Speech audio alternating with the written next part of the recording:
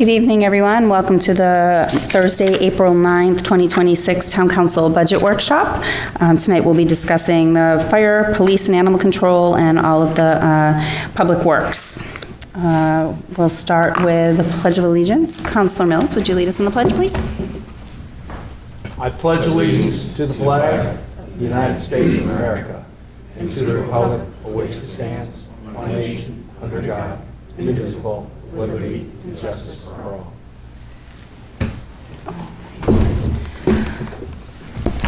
I think everyone in the room tonight knows this, but just a reminder, exits are at the back of the room and to the side in case of emergency, and we have lots of help in the room tonight, so we should be good. Please silence your cell phones. We'll do a quick roll call. Councilor Mills. Good evening. Councilor Webb. Good evening. Councilor Chase. Good evening. Councilor Foote. Good evening. And I believe we have Councilor Healy on Zoom. Are you there? Yes, I am here. I'm participating by Zoom as I'm feeling ill today. I can hear everyone in the room, and I'm alone in my room here. Excellent, thank you, and good evening from the chair. All right, we will get right into it. Mr. Fowler, did you want to start things off? Yeah, so let me make an opening statement, and then we can get each one of the departments on their way tonight. So tonight is going to be the kickoff of the two budget sessions, their workshops. So these are designed to be questions and answers. Obviously, if you have questions, we have staff here tonight to try to answer those. If there's anything that's maybe a little bit more of a complex analysis, I'll take notes on that. Mark Fleischer could not be here tonight, so I may need to consult with him. Oh, never mind. Oh, my God. You're 6'2" and I can't find you. Sorry about that. I thought you were still at that seminar. But we would convene and be able to bring those back at the meeting on the 21st, and then we also will have our public hearing on the 23rd for both the budget and the CIP. For the public, all the information that we have or we're presenting this evening will be up on the town's website. The budget is in the finance department line for FY27. So again, same situation. If anybody from the public has any questions that they would like clarifications for, certainly feel free to reach out to us via email or phone call to the town administrator's office. So with that, what we will start with is the fire department, and I'd like to invite Greg Laro up to the podium to make his budget presentation.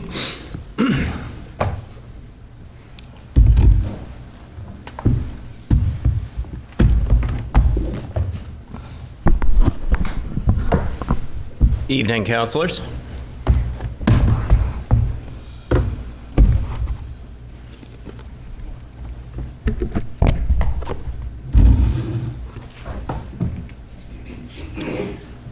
All right, so to jump right into it, trending more or less where all the rest of the town departments are, we are 93.5% personnel costs, which leaves us the 6.5% for operations and maintenance. You'll see as we move along that personnel-related costs have gone up significantly this year. I think Town Administrator Fowler has done a pretty good job of articulating to you folks at this point some of the changes, but the 27% healthcare increase was a dramatic impact for us, as well as the recently negotiated CBAs with the unions. And then this year we brought our overtime costs up to what we project our actuals will be in this coming fiscal year. Historically, we have been under on our overtime line, and this year we attempt to bring it more in line with what we're projecting we will expend next year. This is just a little bit of a graphic representation of what our historic overtime costs have been. So with the red you'll see is what the annual approved budget has been, and the gray is what our actuals have been. So over the last couple of years, you'll notice that we've kind of brought those columns closer together in terms of what the expense, the actuals and the budgeted are. And this year we hope to close that gap completely so that we're not relying on unfilled positions to fund the overtime costs. Do you have a, no? Okay. So then that would bring us to the operations and maintenance side. This is where we really drill down and get to the stuff that we need on a daily basis to keep the department running. So a couple things new this year. One of them I'm pretty excited to talk about is our annual wellness consultations. So part of the 2002 update to NFP 1582 included a mental health, behavioral health annual component to it. So what these are is we're budgeting to bring in every single line employee for a 1 hour, it's called a consultation. It's an opportunity for them to meet with one of the 2 clinicians that we have contracted with for these consultations. And it allows them to express to the clinicians some of the things that might make their life better, so resources that they may need. Whether it's behavioral, mental health, it's nutrition, it's weight loss, it's a personal trainer. These clinicians have a very thick binder with all the resources that they can connect our members with. So on an annual basis, our members will come in, they will sit down with the clinicians, they'll have a brief chat about what they can do for them, and then they'll leave and follow up with the resources that are provided. So we're very, very excited. We've already started that process this year with half the department. We found the money in FY26's budget to move forward with it. And then in the FY27, you'll see the increase to fully fund that program on an annual basis. Additional changes, the other real big change in the operating budget this year is I budgeted to replace our airbag system. So we have rescue airbags that are significantly outdated. The recommendation from the manufacturer is to sideline them. So we're going to try to replace them in this coming fiscal year out of operations. And that is to try and preserve the CRF. Because you'll see a couple rather large expenditures this year for apparatus. And so in an effort to maintain the health of the CRF, I know I can do it from the operating budget this year. And then uniform costs are something that we obviously have no control over. One you'll see from the graphic representation here, the pants are a bit of an outlier because we changed vendors and we changed pants last year to try to bring cost under control and come up with an alternative that would meet our needs. So that's why you'll see the dramatic drop in the green line, but the other items that we issue to our members, they've just trended upward significantly more than what the CPI has been over the last 5 years. And so with the increasing costs, we also have replaced a bunch of our members as well. So we're still about 68% with less than 10 years. But when you look down at the less than 1 year, we're still looking, I believe, about 16 employees in the last 2 years that we've replaced. And so every year, those new employees require a complete complement of uniforms. Sitting on currently three open medic positions, so I'm anticipating we're going to have to outfit those 3 members with complete uniforms in the coming fiscal year, hopefully, if we can find those employees. You will note that our energy projections have gone down. So one of the things that we did last year was make a best guess estimate at what the new facility would be using for electricity. We've only been in there now for almost just over 4 months, I believe it is. And so we have a little bit of a better picture, and I'm comfortable coming down to the 200 kilowatt range. 200,000 kilowatt range, for electricity consumption at the place this year, the new place. We'll have a better idea after a full year of where those energy usages are.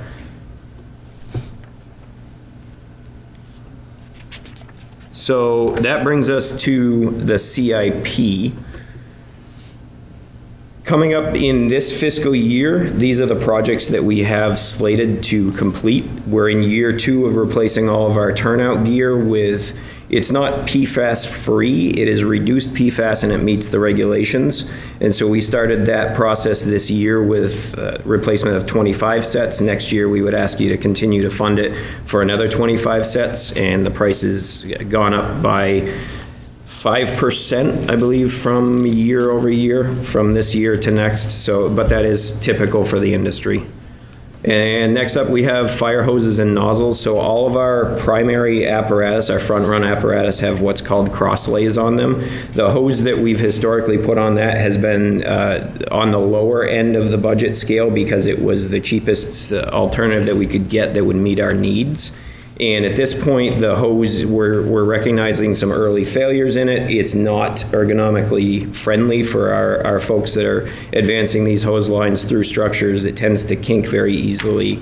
And so we're going to move forward with replacing the primary cross lays on those apparatus and their nozzles in this coming year.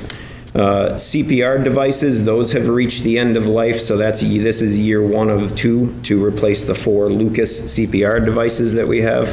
And I apologize, I meant to keep moving along with pictures as we went. So what these do is they free up a rescuer. Instead of having to do chest compressions, it allows them to perform other functions during a resuscitation. And the machine is honestly consistently better at providing high quality CPR than a human is. We tend to, as humans, taper off in our effort in administering CPR, whereas the machine does not. So we have 4 of those, 2 of them to be replaced this year, 2 next year. Cardiac monitors, I think many of you have already been sitting on the council over the past 4 years as we've worked through trying to get our outdated cardiac monitors replaced. Unfortunately, as you know, we were not successful in our grant application to AFG to replace 4 of them. We have, through the opioid fund and through operating budget, we've replaced 2 of the oldest ones that we own currently, but we have 2 more that are not eligible for service plans anymore, and they're actually becoming difficult to find parts for. So we need to replace 2 of those in the coming year.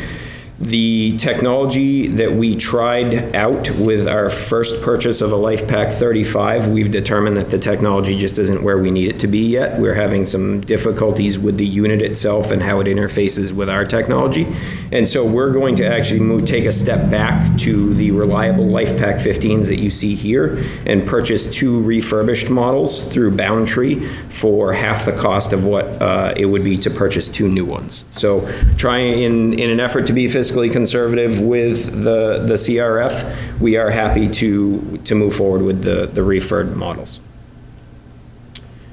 Next up is the hydraulic rescue tools. So we actually have some of these hydraulic tools on our apparatus that are 36 years old now.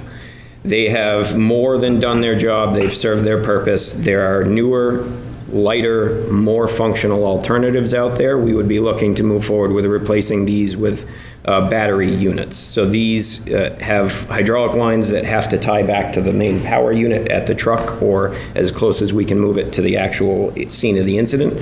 And so the battery ones are a self-contained unit. They have all the capabilities that of the ones that we have right now, and without the being tied to the power unit. So that is funded in this year's CRF. And I don't have a photo of it from our Fire Prevention Bureau, but we have a fire extinguisher training prop that we've used very successfully through the years to train Parkland staff, to provide the training to other nonprofits in town. We've done it at for-profit companies in town. We bring it out, we show them how to train them how to use the extinguishers and let them extinguish an actual fire. It's propane-fed fire. The unit that we've had has been out of service for a couple of years now, so we haven't been able to provide that service to the community. We're looking to move forward with replacing it and getting back out and offering that training to the community. And so then the next 2 items, they're in reverse order from what they're listed as, but the next one up is the 2011 Pierce Velocity rescue pumper that's currently stationed at Station 2. That truck is 15 years old now. The intent originally was to replace it at the 10-year mark, where it still held some value for trade-in. Unfortunately, with the economic impacts of the apparatus procurement process, the 4 to 5 year turnaround times after we order, and the dramatic, almost 100% escalation in cost over the last 10 years, we have not been able to keep up with what our plan was. The funding has not been able to keep up with the plan. And so at this point, the truck has 120,000 miles on it. It is, as I said, 15 years old. The value it just doesn't have it right now. And so this truck needs to come get backlined, and we need to replace it with a new rescue pumper. One of the things that we're looking at doing this year for the first time in quite some time is I am going to actually do a bid spec and an RFP for this so that we can expand beyond just Pierce. So for anybody that isn't familiar in the industry, Pierce is a very proprietary company. A lot of their parts only work on Pierce apparatus. You can't install anything that isn't Pierce manufactured. And all those things come with a price tag. They are a very, very good, solid truck. But we're at the point now where we're going to ask everyone to sharpen their pencils, and we're going to look at some of the other main manufacturers and see if they have a product that will meet our needs as well. Another area that we can improve this is most of the major manufacturers, as you'll recall, it's basically down to 3 groups now. There's the Rev Group that owns the majority stake of the industry of individual companies, Oshkosh, who owns Pierce, and then Rosenbauer as well. And so each of the manufacturers is offering some type of a program where you can purchase. It is a little bit above a stock factory, right off the manufacturer line truck. You can customize some of the cabinets, but it is not a true custom apparatus like we are used to. We're accustomed to ordering. We've always spec'd out what meets Derry's needs the best, and unfortunately, we're just not able to do that anymore. So we're going to very likely have to go in the route of a semi-stock truck for a reduced cost to fall in line with what we're asking for here. And finally is the 2014 International Ambulance. So along the lines of the fire apparatus, our goal was to replace these after 10 years when they still held some value and before they started escalating their maintenance and repair costs. This one, obviously, we missed the mark by a couple years on that, again, just because of the funding and the turnaround time for these. So this year, we need to move forward with replacing this ambulance. This ambulance has 118,000 miles on it. It's due to be replaced. And so we would ask, again, that you fund that in this year's CIP as well.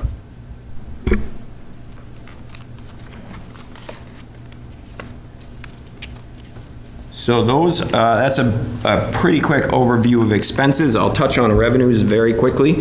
One of the things, if the council will recall from last year, is there was a RSA passed in the state of New Hampshire that affects ambulance billing across the state. And so that went into effect the beginning of January. We have, again, a limited amount of data to look at for this. And so we're still not 100% confident what this is the impact that this is going to have on our revenue through ambulance collections. What I put in this year is a conservative 4.1% increase in projected ambulance revenue. We have historically always over-collected that, but without any certainty with what the RSA changes are going to do to our revenue through this, I wasn't comfortable going beyond the 4.1% increased projection. We additionally came up 17% in inspections and fees. That equals out to about $17,000, and so that is based on fees that we collect for burner permits, installations, that type of thing. And so meeting with our Bureau of Fire Prevention, he was quite comfortable with the increase that we reflected in this year's revenue as well. So that brings us to the bottom line, the net end of it. You'll see that we came up significantly over FY26, but again, that is primarily driven by personnel costs, the healthcare, and the COLA increases for the CBA being the primary drivers. So on the fire budget, do we have any questions? There's 3 out of 5 of us are firefighters. Of course, there's questions. Who wants to go first? Councilor Foote. Thank you, Madam Chair. Thank you, Chief. On the EMS collection rate, what roughly, any idea what the uncollected funds are for ambulance? For what we don't collect on an annual basis? I don't have that number in front of me right now. I'm happy to get that to you. What is not up to date, like what has not been collected and that's still... Historically, the town of Derry Fire Department does a very good job. We are in the industry, the high end in the industry for collection rates through our billing company. But I will get you that collection rate number. And then 2 more quick ones. And as far as the old monitors and the Lucas, what do you do with those? What happens with those? So the monitors, we're going to keep one for the new pumper tanker that we put in service, the engine 4, and the other one there's no trade-in value to the company because we're buying refurbished ones, and so we would look to keep that as a spare for emergency use in the event one of the other units went down. And the same, I'm not absolutely certain if there is any trade-in on the Lucas CPR devices. I was told no, but we haven't been able to confirm that with the manufacturer yet. And then as far as the refurbished equipment, what is same life expectancy on those? The same warranties, everything is equivalent? Yeah, so we actually explored this with Boundtree, and they even offer a service plan, service and repair plan for the refurbed units. And so they do come with a comparable warranty. They come with an optional, a purchasable service plan for a reasonable amount of money. So we're very confident that they would meet our needs. Thank you. Councilor Webb? Just another question on vehicle purchases. What is the expected turnaround time of a new pump right now? It's a great question. So if we were to proceed the way we normally do and purchase a custom vehicle, we're still in the 3 to 4 year turnaround time from the date of order. With some of the programs that I spoke about, we're looking at around 12-month turnaround time to get the truck in hand from the time we order it. And just on the fire hose, that's still annually tested to determine whether it's failing or not? The fire hose? Yeah. Yeah, so we still use a third-party vendor to conduct all annual service testing on hoses, ladders, aerial devices, and fire pumps. And the turnaround time on the ambulance, is that going to be a custom or semi-custom vehicle, or? So the ambulances are a little bit different, a little bit more of a unique apparatus for us because of the way that we do EMS here. However, we do have a good design for the box. That's the back of the ambulance where the real work gets done. So we have a design that very much works for us through Horton. So the box itself would remain the same. The delays usually are in sourcing the chassis. One of the things that we have found, we've just been notified of this year, is the intent by GM to discontinue the C5500 series chassis. And so the ambulance that we currently have on order, they're rushing that to try and get the chassis that we had ordered and requested. So that one we may actually see much earlier than the 2027, August 27 projected delivery date. But ambulances are historically running between 2 and 3 years for a build time. So a 2014 ambulance, if we order in 26, we're typically looking at 28 or 29 before we actually see it. That's correct. So that ambulance would then be 15 years old by the time it actually gets replaced. That's correct. Thank you. Councilor Chase? Excuse me, on the rescue tools, are you looking at replacing part of them, all of them? So with the money that I put in for the CIP this year, I believe, let me find my notes page because I actually have this written down for specifics.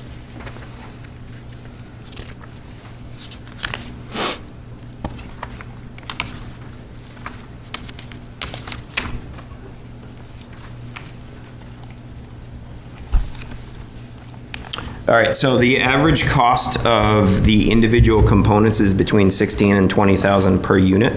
With the money that I've requested in the CIP, that would allow me to outfit all 4 primary apparatus with a battery tool of some type, and then additionally do the expanded capabilities on the rescue pumpers, the engines, with rams. So I believe for the money that's been requested, we can outfit all 4 front-run apparatus with battery tools. Okay, and how many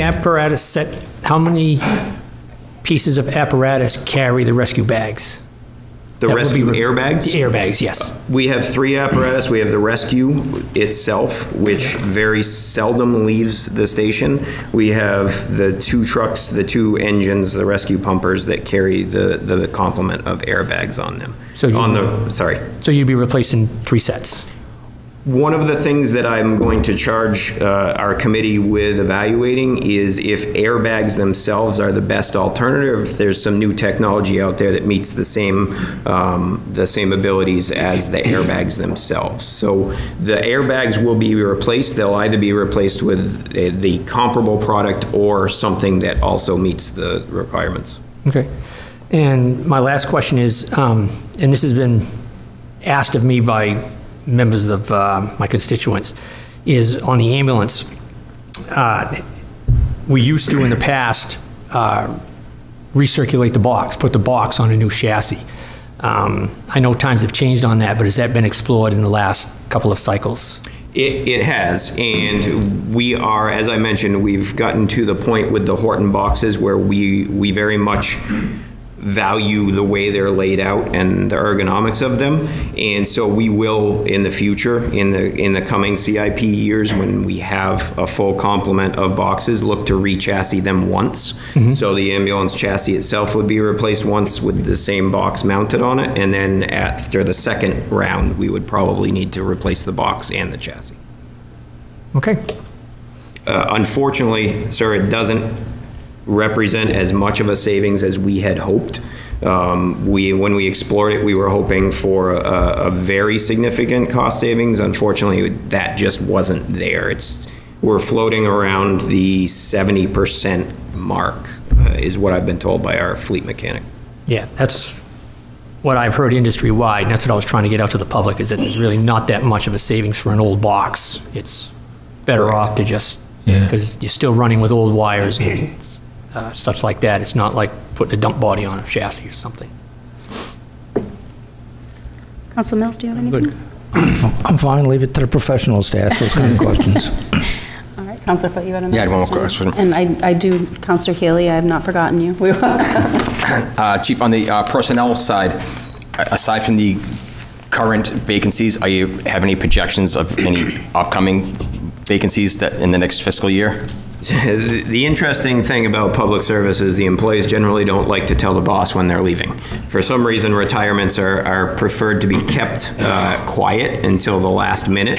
I have heard rumblings that we have one paramedic that is looking to retire in the coming fiscal year, and so that would bring us back to the full 4 medic vacancies. On top of that, we do have a vacancy for an assistant chief right now. Right. But other than that, I have asked if anybody has intentions or desires to retire in the coming year, and Or retirement eligible, like as far as, the 20-year mark type thing? yeah. So we have I believe it was five employees that are very eligible, very likely to retire. We have a few more that are eligible but very unlikely to go. But it's hard to Yeah, no, I get project it. based on eligibility when they've been eligible for 5, 6, 7 years now. But I see some smirks about the not wanting to tell the boss that they're retiring. That's why I asked the question. Councilor Healy, do you have any questions? I do not. Just like Councilor Mills, I'd leave it to the few that have been with the fire department. I think everything that I heard makes sense, especially the replacement of vehicles and things like that, but no real questions. Excellent, thank you. Did you have another question, Councilor Webb? This is not so much a question as if you could, because this is a chance for the public to also listen and explain about your AED program. You're talking about the AED loaner program? Correct. Okay.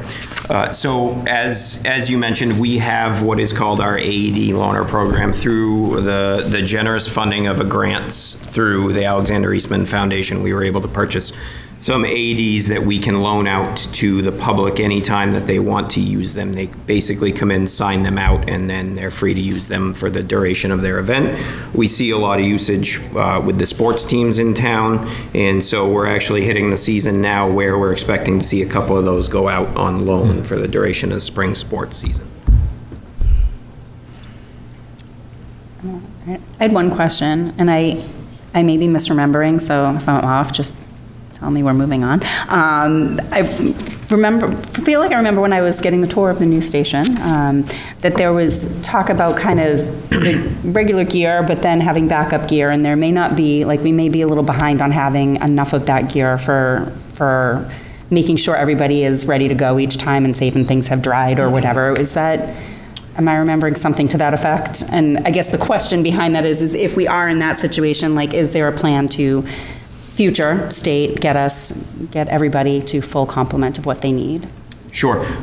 Fortunately, we're not in that situation where we don't have a second set of gear for everyone. I think maybe what I said at the time was we would have then one set of reduced PFAS gear for our employees. That's what it was, yes. Their backup set of gear would not be PFAS free yet. That would require another 3-year project through the CIP to replace. Okay, so they have the backup, it's just they still have the PFAS. The backup would be worn in the event that they were laundering their primary set, and then once their primary set was cleaned and dried, they would go back into their primary set out of their backup. Thank you. Any other questions? All right, thank you. All right, moving on to emergency management. So emergency management saw very, very minimal changes this year.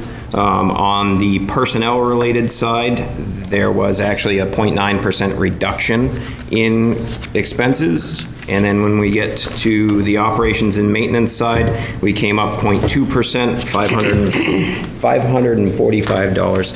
The primary driver behind that is the fire chief's car, as the EMD is assigned to the Emergency Management Bureau. And so the repair costs for that vehicle come out of the emergency management budget. As I'm sure you're all aware, with the rapid increase in costs for materials and goods related to anything petroleum-based, tires are a natural victim of the inflation that we see from that. And so when we go to replace a set of tires now, they're anywhere from 50 to 80% more expensive than they were 5 years ago. So that accounts for the creep in that. And additionally, there's dues and subscriptions. Those go up annually anywhere from 3 to 5%. And so that's reflected in this year's EM budget. And there are no new capital projects in EM this year. Do we have any questions on emergency management? Any questions? I have none. Counselor Haley, do you have any questions on this one? No questions. Excellent. All right, that one was easy. Thank you very much. Should we? All right, so we didn't have anything to flag on that one, so should be good. So we'll move on to Chief Fioli and Police and Animal Control.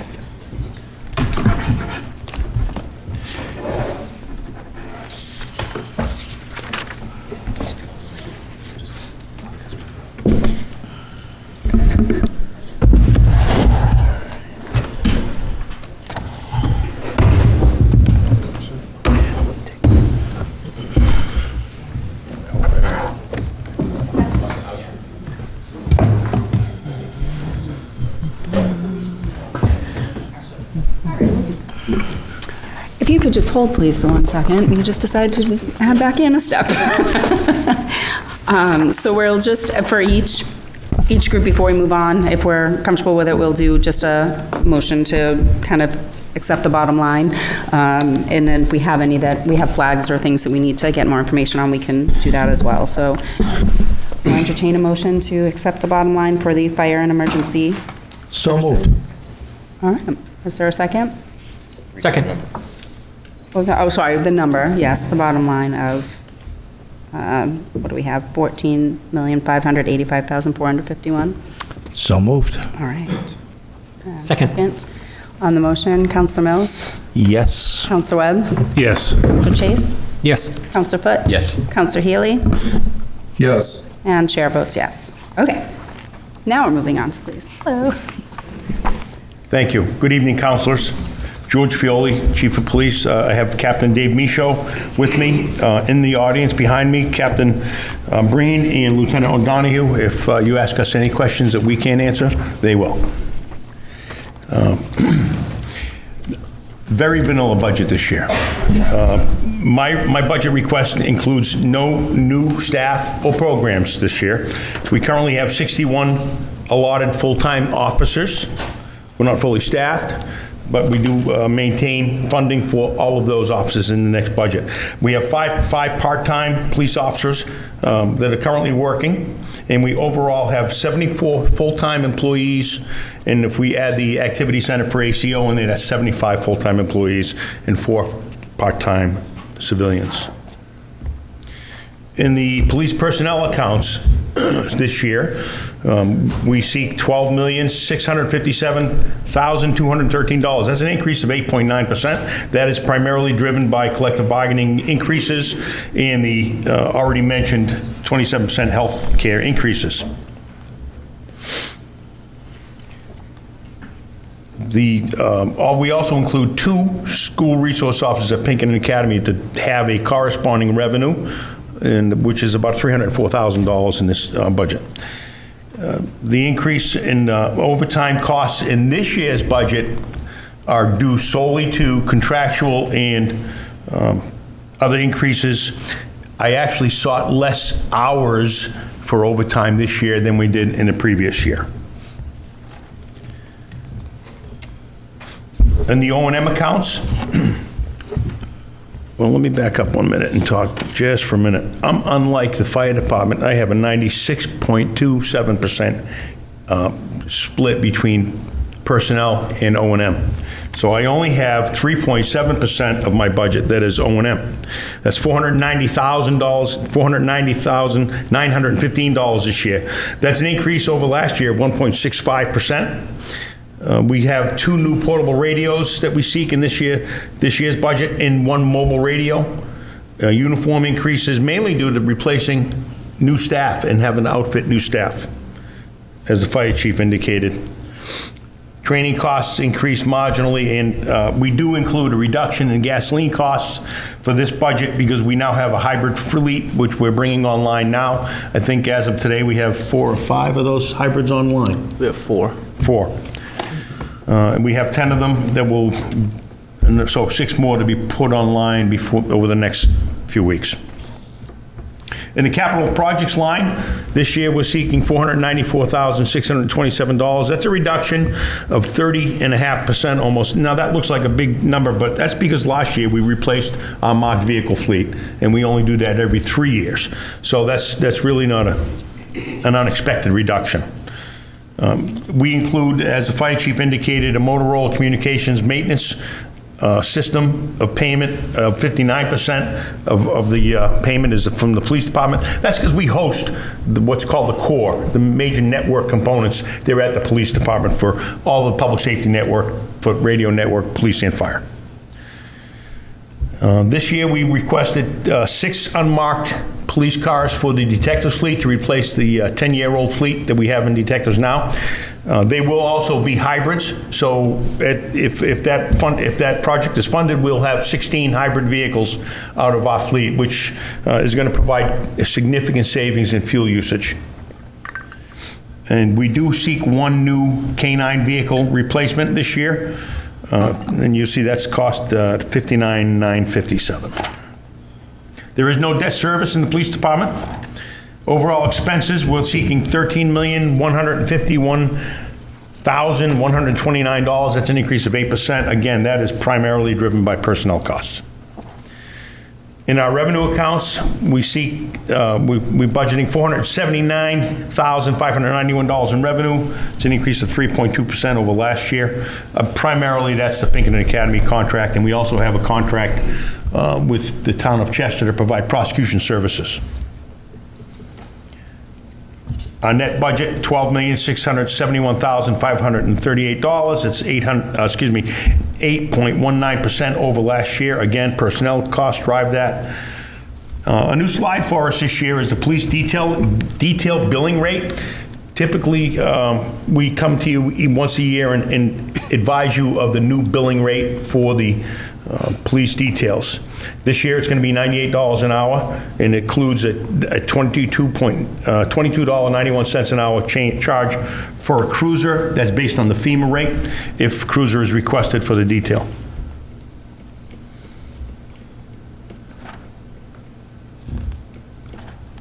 That's the police budget. If anybody has any questions, that begins on page 173 of your workbook, and I'm happy to address any questions. Any questions, councilors? I have none at this time. Councilor Putt? Thank you, Madam Chair. Just on the hybrid vehicles, Chief, do we have any, is there any diminished life expectancy, or is there any downside that we know of with the hybrids at all? We don't know of any downside, and as a matter of fact, I can tell you that Ford, when they build police cars, the first 6 months of their line is going to be hybrid vehicles. Yeah. So that's all police departments are going to be able to buy for the first 6 months So of the the year. when they durability build and all that is pretty much worked out the kinks? Yeah, I don't have any reason to believe they won't be as durable as the regularly naturally aspirated gas engine, however you term that. Thank you. Councilor Webb? Just a really quick question, it's not so much budgetary, is what's the status of the PPE program for the canines? We're waiting for our second, we bought protective equipment for the first Latios, first Yeah. canine, and we're waiting for the second canine, Freddie, to kind of fill up and mature before we order the next one. They are fit to the dog. Yeah. So he needs to mature a little bit. But we expect, we have the money appropriated, we expect we're going to buy that this year. You know how tough it is to buy those baby clothes, you know. They have to go right away. You know. And I didn't see the third dog in the budget. I don't know. Sorry. I didn't have any questions either. Councilor Healy, do you have any questions? No questions. It seemed pretty straightforward to me. I mean, the biggest increase being the personnel and health insurance, which is all across, so no questions.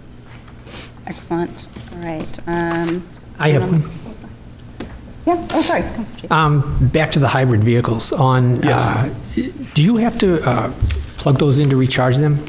No, they're not plug-in. Those are the non-plug-in. They're not plug-in vehicles at all. Okay. Yep. So that answers my second question. All right, is there a motion to accept bottom line on this one? I would make the motions, but I'm having a problem finding the dollar figure that you were using. In my book, I'm looking at a total for 2027 recommended, Yep. 13,283,914.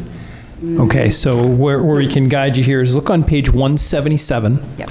Yeah. There's a crystal report, and what's the number that you're going to look for, particularly in this department, you'll see it in a few other departments. To the far right, town administrator recommended, because in some cases in this budget, it comes in at the department number, then I've adjusted it downward. So the number you're looking for is $13,151,129. So move that number, and thank you. Second. All right, we have a motion and a second. On the motion, Councilor Mills? Yes. Councilor Webb? Yes. Councilor Chase? Yes. Councilor Foot? Yes. Councilor Healy? Yes. And chair votes yes. Motion passes 6-0. Thank you. All right. Animal All right, control. very briefly on the next activity center, animal control. Personnel accounts that this year in animal control equal $121,655. That's 91.6% of that budget. That's an increase over last year of 9.1%, all salary and benefits related increases. Animal control operations and maintenance this year is $11,130. That's a 4% decrease from last year. And O&M is an 8.38% equal share of our budget this year. It's a slight decrease due to gas, a decrease in gas and electricity costs based on yearly average usage. No capital projects requested, no debt service in that operational budget. Animal control overall expenses will be $132,785, an increase of 7.86% over last year. Revenues are stable, $2,300 year over year requested. Animal control net expenses, $130,000, $485, an 8.1% 01 increase. And that's begins on page 200 of your budget, and I'm happy to answer any questions about that.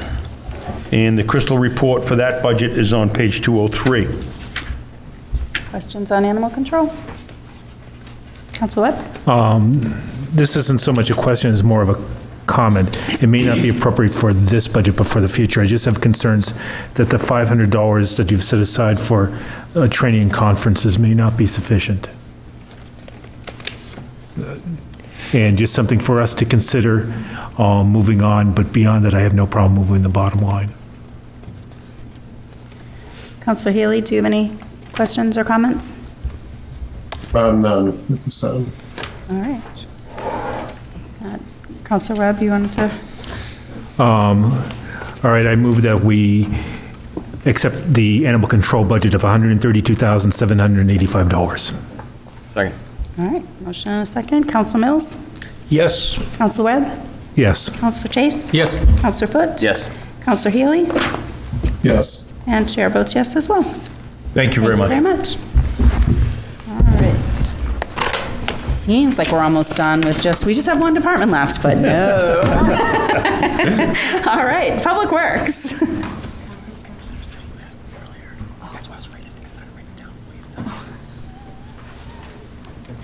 I was like, he's leading this right.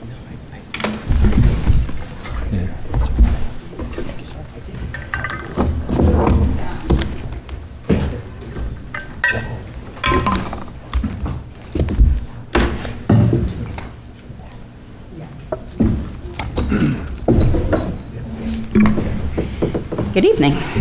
Good evening, councilors. Tom Carrier, Director of Public Works. This is my first solo budget for the department. I've been around for a while with the water and wastewater budgets over the past years. I just want to go over some general comments, overview of the department, and then as we get into the individual activity centers, I'll invite the individual supervisors up to answer any more in-depth questions on operations or more substance within the budget if the council so has any questions. Okay. Overview of the department, we have 11 divisions. We include the enterprise funds, water, wastewater, as well as the health department. FY26, we currently have 68 full-time and 4 permanent part-time positions. The FY27 budget does include 1 new position, and that's a new building inspector.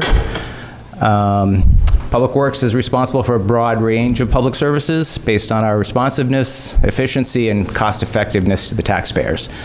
Our proposed gross FY27 department expenditures are $12,379,718. That's up 5.9% over FY26. That's driven by both personnel costs as well as commodity expenses. The net FY27 of revenues, we're at $9,162,675. That's 5.4% up over FY26. Public Works has historically just sort of compared itself with the growth of our expenses versus the annualized consumer price index. Over the last 10 years, the CPI has gone up 2.4% annually. That's versus the department's gross expenses of 1.4% annually. And actually, it's only 0.7% net of revenues. So that's a pretty efficient, lean budget over the last 10 years. And that's taken into consideration that we're subject to the same inflationary pressures of our commodities of salt and asphalt, fuel, impacts of tariffs, as well as the personnel costs. DPW continues to manage many ongoing capital projects into FY27. The FY27 budgets reflect the settlement of the collective bargaining agreements for the Teamsters, PATE, and AFSCME, all fall under the Department of Public Works umbrella. We're seeing the significant increases in health and workers' compensation insurance. And with the 1 new position, we are netting a 10.6% increase in overall personnel costs. Our non-personnel expenses are up 1.2% gross and actually down 5.6% net of revenues. Unlike police and fire, we are about a 50% split between our personnel costs as well as our operations. Electricity rates are expected to decrease into the next year with the new solar project coming online at the landfill. Our contract with Encore includes a rate of 6.5 cents per kilowatt hour with Eversource credits up to 11.2 cents per kilowatt hour.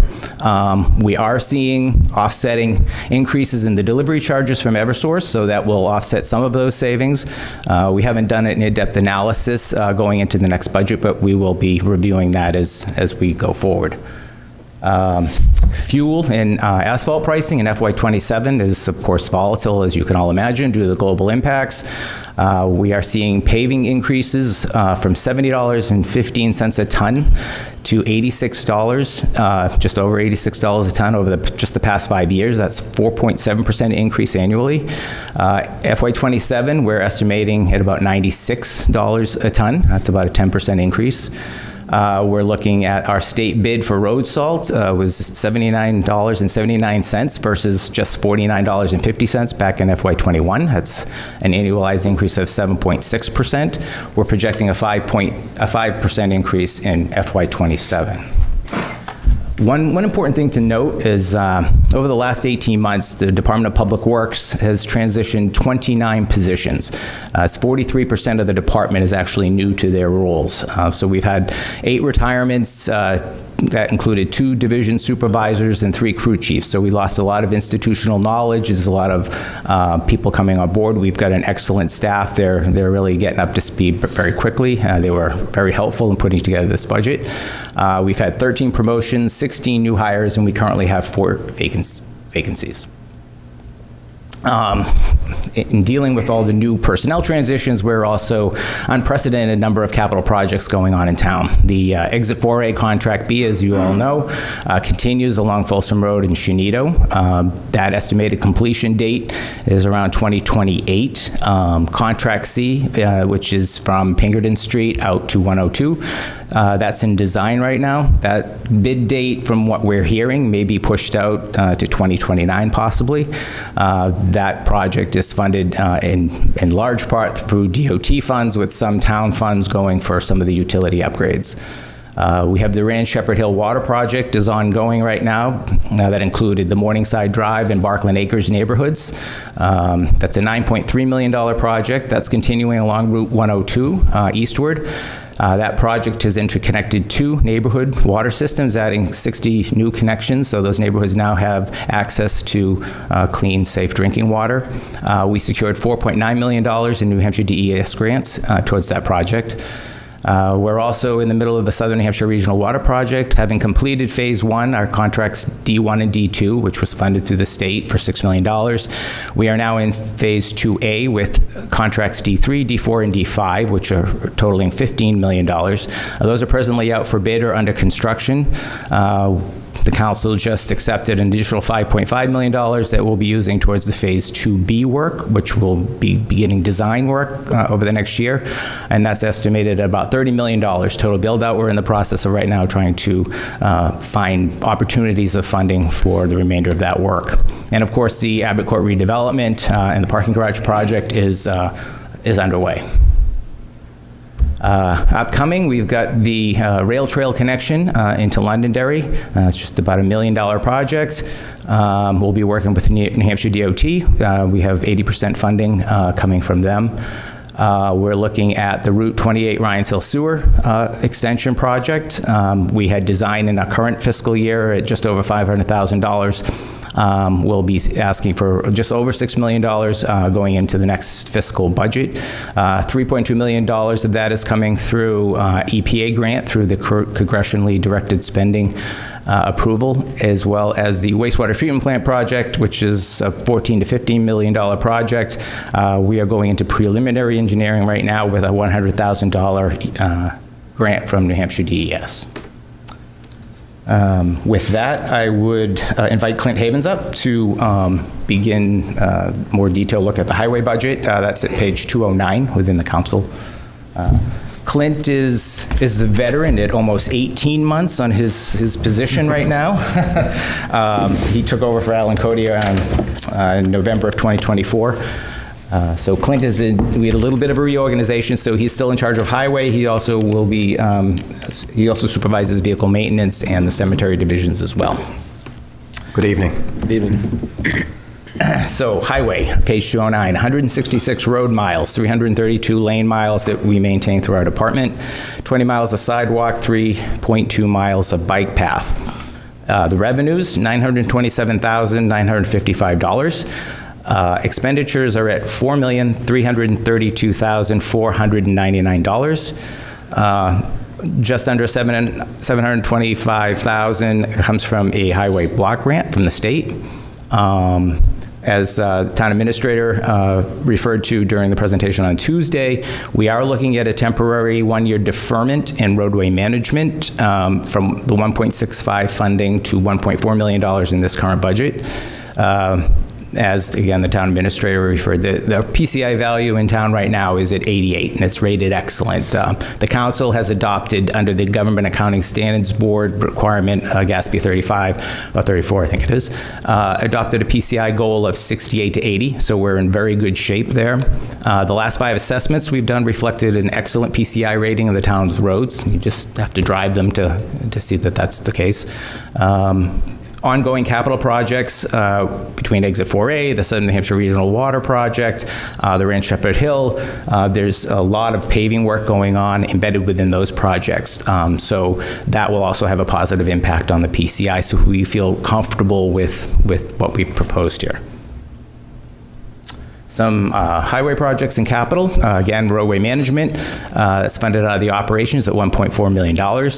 There's an additional $75,000 under the Derry Commerce Corridor TIF district that's targeted to paving projects within that specific district. You'll see that in your TIF budget.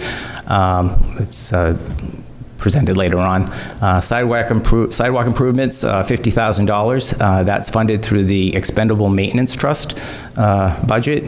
We're looking at replacing the cabin chassis for one of our sidewalk machines. That's vehicle 609. It's a 2012. That's funded through the capital reserve at an estimated cost of $200,000. We're requesting to replace our wood chipper, vehicle 608. It's 2012 at $75,000, also funded through the department's capital reserve fund. And a 2017 5500 plow and wing, $165,000, also funded through the capital reserve account. This apologize, says FY26, it's actually FY27. These are the list of the roads that we are proposing. These are fluid. These depend upon several factors, utility work, not only by the town, but by other gas lines, power lines, et cetera, drainage work, things like that. So that's the baseline that we're going with to maintain our PCI. We also have identified Pearl Street within the Commerce Corridor as being that project for $75,000. And we also have budgeted $25,000 for some work on the access driveway up to the cemetery. So with that, if the council has any specific questions within the line items of the department, I'll be happy to answer those. Questions? Yeah, I'm sorry, Madam Chair, I have one question. As far as the proposed roads, do you still have that rotating, how many miles that you walk each road every year and then identify them? Or do you have it on a regular percentage base of how you do every year? They still walk the roads. They still walk the roads. Thank you. Yeah, as again, Town Administrator Fowler mentioned, Dave Blanchard, he's our roadway management guru. We have a software program. It's a combination of that and also his expertise over the years of actually walking these roads. We will be continuing that with staff. So there is a process that goes into identifying those roads. Thank you. Council Webb? Just a couple questions. Do you feel I know you covered it in your slide, but it was one of my concerns. Do you feel what you budgeted for asphalt will be sufficient based on projected increases? Do you want to talk a little about that? They have looked at that in depth with Dave and Clint. Yeah, obviously, I'd be the biggest proponent of the road manager program, and other than the town administrator making his decisions. Clearly, the other projects going on, I think will be fine. There was a similar trend during the Russia-Ukraine issue. Yeah. A couple of months later, it had spiked, but then dropped back down. So, given the time, I'm good. Yeah, they built in a factor into that tonnage rate so that we feel comfortable with any changes within the market rates. Good. On the rail trail, you had mentioned that. Could you just please go a little more in depth with that? Wish we could. So presently, we are awaiting official word from New Hampshire DOT on the status of the tunnel, I guess. So presently, right now, we are out for RFQs to select the engineering firm. I think those are due in the next couple of weeks.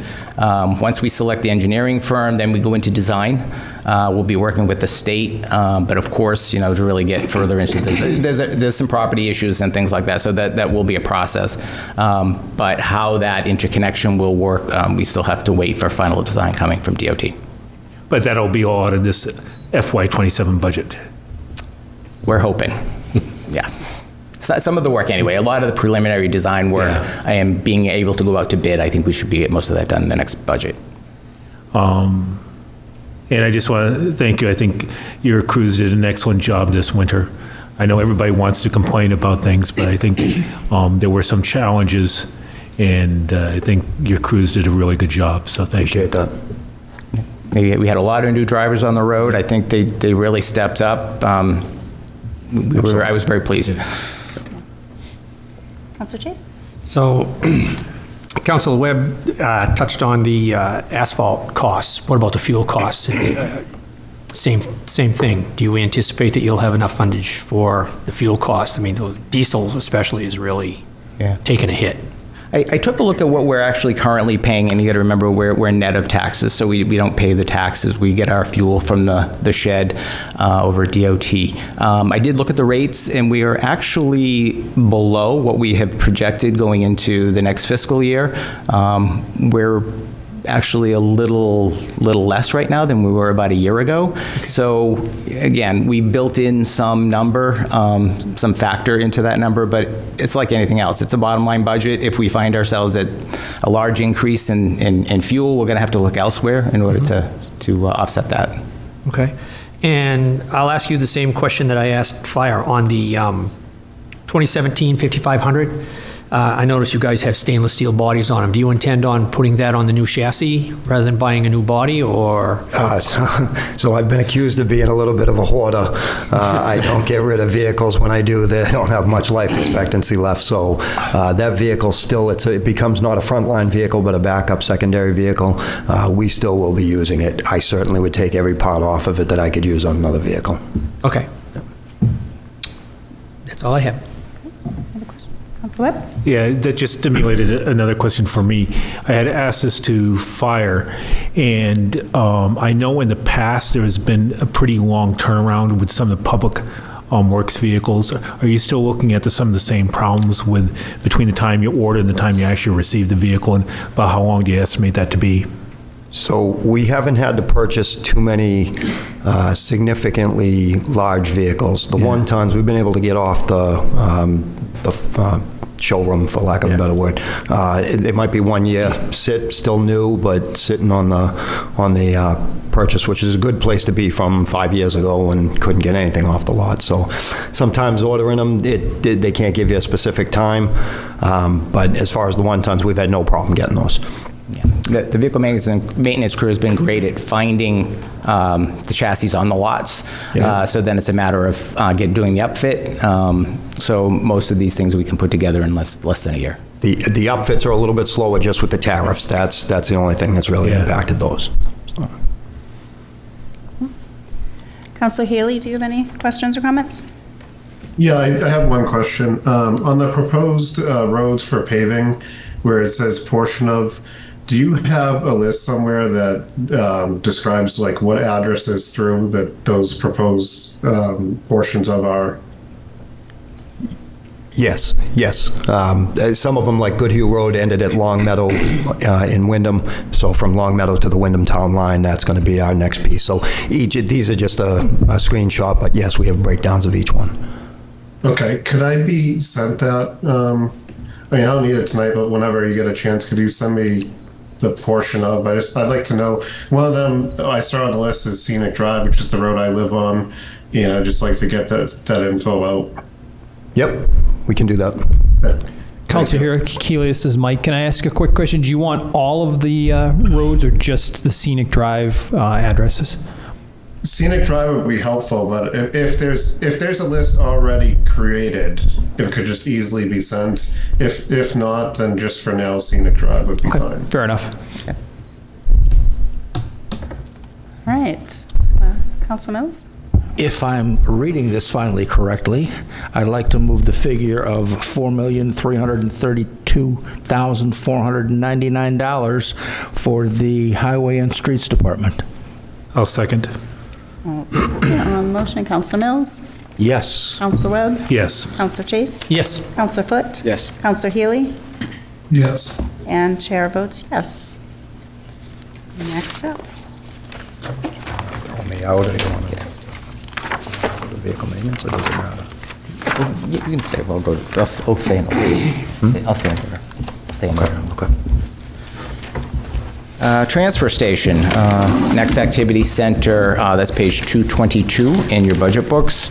Our transfer station, we again, a little bit of a reorganization over the last year with the vacancy of the environmental engineer last year. We reorganized and brought the transfer station under the environmental coordinator position. Josh Brown. Josh has been here a little less than a year. Josh is not with us this evening, but he's also been very involved in the operations of the transfer station as well as the environmental duties of this position.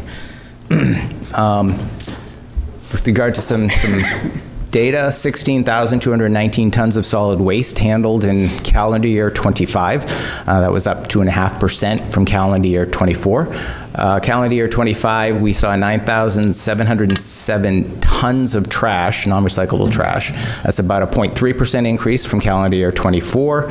And fiscal year 27, we're projecting about 10,000 tons. The revenues in transfer station are $1,254,734. Expenses are $3,240,171. Construction and demolition debris disposal is up 35%. That's our cost for disposal, the town's cost. That went from $96 a ton back in March of 2025. With environmental and fuel surcharges, we're paying about $148.83 right now. However, the offsetting revenues continue to be strong with $644,000 year to date. The metals recycling market seems to be fairly stable, so no big changes in revenue projections there. The other markets are not consistent, so we're just sort of maintaining status quo right now. Trash disposal costs is an increase estimated at $110.55 per ton. That's up 5%. Our contract with Covanta Reworld actually expires at the end of this calendar year, so we're in current negotiations, conversations with them right now on what that rate will look like next year. As far as capital projects, we have one proposed to replace what was a Quonset hut, which is a place that we store the trash trailers out of the weather in prep for maintenance or for just to keep them dry before we ship materials off to their disposal locations. That was a few years ago, maybe 2021, where the storm took it down. The town did receive some funding from Primex through the insurance, about $25,000 that will be used to partially offset this. That's the highlights. If there's any specific questions on the line items, I'd be happy to answer them. Thank you, Madam Chair. On the C&D disposal cost, is that projected to be stable throughout the year, or is that basically going to be something that's very fluid and the delta changes regularly?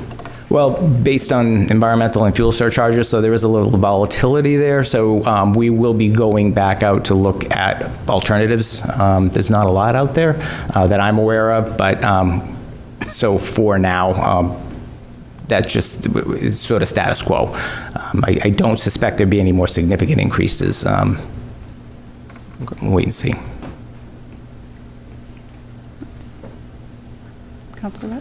Just a quick question, because I know there's some rules. What about lithium batteries? So those are no longer accepted within household trash. There is a collection box at the facility, and they are taken off-site for recycling. So, but yes, no lithium batteries are allowed to be disposed of in the trash. There's signs at the transfer station designating that. Has there been any issues with some of the trucking companies bringing them in? And when people have,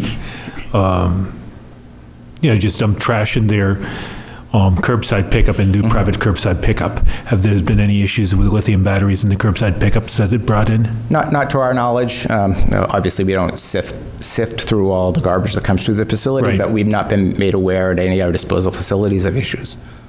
And do we get any income from lithium battery recycling? Sometimes. I believe it's Nominal? Yes, correct. Okay. Councilor Chase? Back on this C&D, I see you see revenues are strong at 644,000. How do they equal out to, I know anybody that brings in C&D has to pay. Does it zero out? How are we? Are we in the red? Are we in the green? We're in the black. So We're in the black. Yeah, so obviously the revenues do outweigh the disposal costs. Okay. We will be looking at that, particularly in light, because that was one of the first things I looked at when I saw the increase in the disposal costs, is where are we at versus the fees that we're charging both the in-town and out-of-town residents. So we're still ahead, but it's something we may want to reevaluate. Okay. No. Councilor Healy? Councilor Chase just kind of hit on what I was going to bring up, is the construction and demolition fees, if that's something that we'd want to look at to maybe increase a little bit to get some more revenue. But it seems like that's kind of already in the works. So I'm good. Excellent. That's the great thing about going last, is you guys ask most of my questions. To ask them. All right. Madam Chair, I'll move the figure of $3,240,171 for the Transfer Station Activity Center. Is there a second? All right, on the motion, Councilor Mills? Yes. Councilor Webb? Yes. Councilor Chase? Yes. Councilor Foot? Yes. Councilor Healy? Yes. And chair votes yes. Motion passes 6-0. Thank you. Next up. Going to invite Clint Havens back up, our new supervisor of vehicle maintenance. That's page 233 in the council's budget books. 111 units, pieces of equipment maintained. We have 3 mechanics. That equipment ranges from pickup trucks, loaders, dump trucks, tractors, trailers, et cetera. One of the points we did want to mention, we do and will continue to conduct the safety inspections on our DOT vehicles. That is still required through federal laws. Our expenditures for the department are at $740,250. Continuation of our preventive maintenance. Our age of fleet is trending favorably at about 8 to 10 years. As Clint sort of alluded to earlier, our trend is to keep the vehicles that we are replacing a little bit longer and not dispose of them. We're finding that the value in less wear and tear on the newer vehicles that we're purchasing will outweigh any value on the vehicles selling them on the open market or Iron Planet or something to that effect. So we think that's going to be positive. We'll see how that pans out. Obviously, when maintenance costs, anything significant comes across, that becomes the time that he'll make the decision to deadline that particular vehicle. 660 line item, the actual value of repairing those equipment is at $208,740. That's a 7.1% increase. Of course, we're talking about cost of tires, lubricants, just any type of material and commodities in this field are feeling the pinches of inflationary costs as well. We do have one capital item replacing 621. That's a 2014 pickup truck and plow that's funded through the capital reserve at $65,000. With that, I'd open up to any questions on the specific line items of the budget. Questions? I have no questions. I have one, but it's really not for you, it's for Mike. Apologies. And it just triggered a random thought.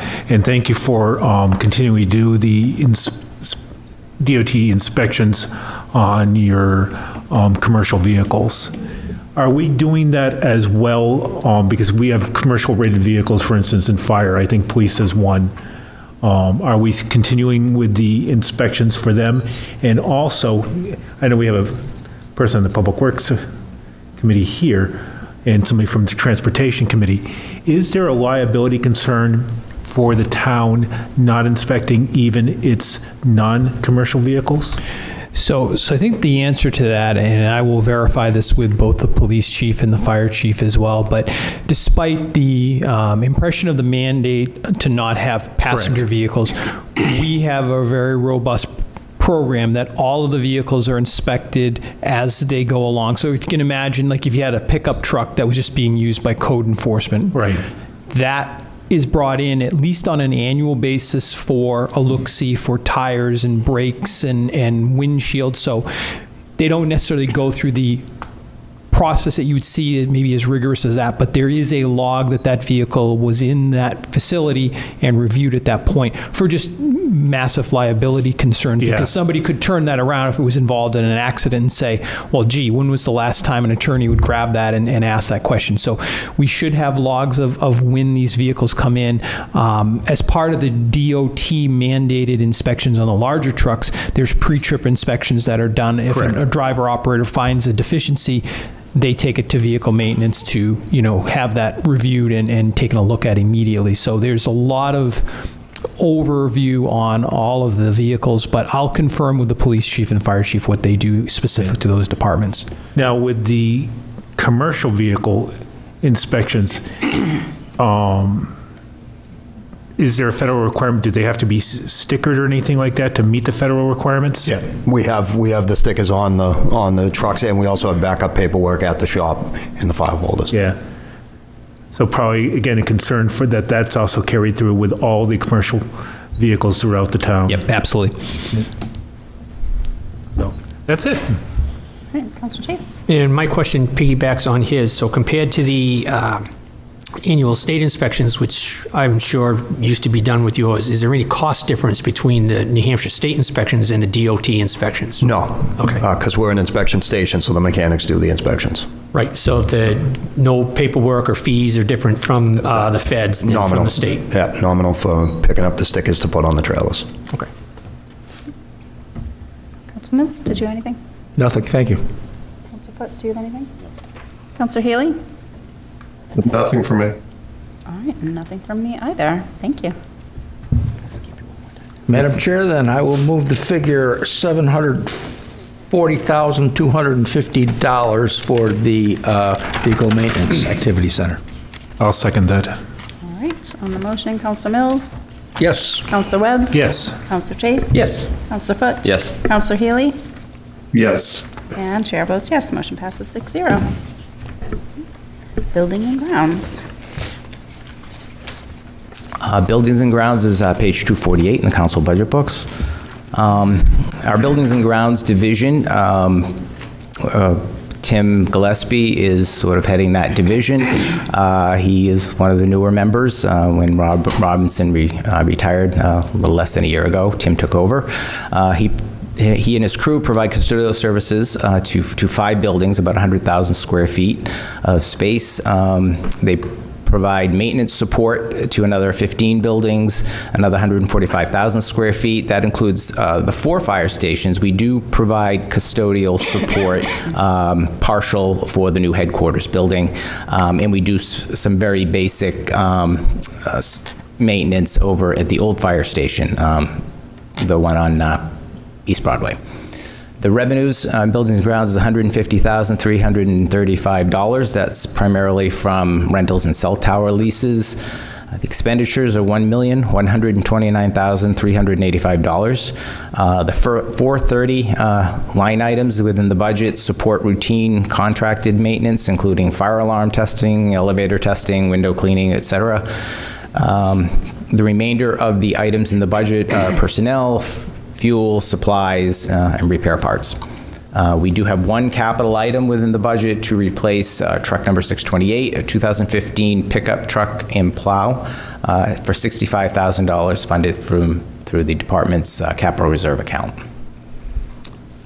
With that, I would open up to any questions on the specific line items within the budget Council may have.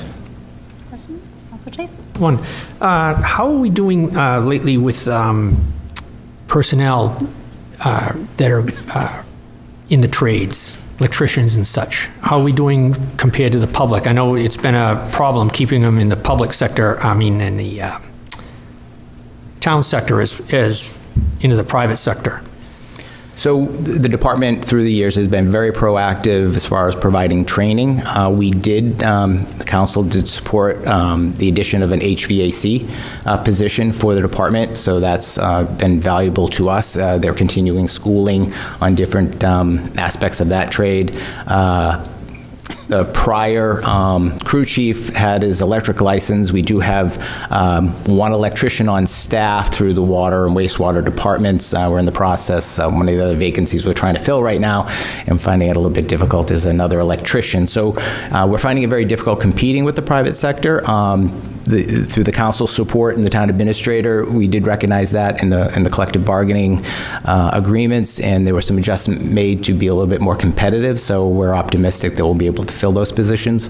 But yes, we do provide the training in addition to the other personnel, and they do take advantage of that training as well.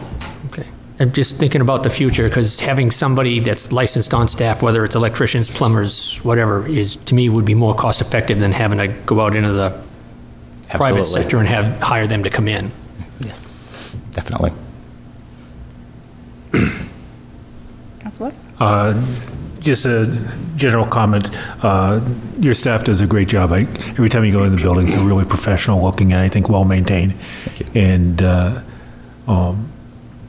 between the streets and here, I think it shows off the town really well. And my other general comment is just a concern, and it's not for you. It's just looking at some of the wages, and the scary thing about it is that we're looking at a point where family plan health insurance costs may soon exceed some of the wages of our custodians.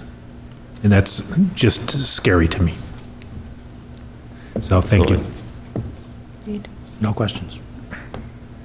Counselor Haley, do you have anything? Nothing. All right.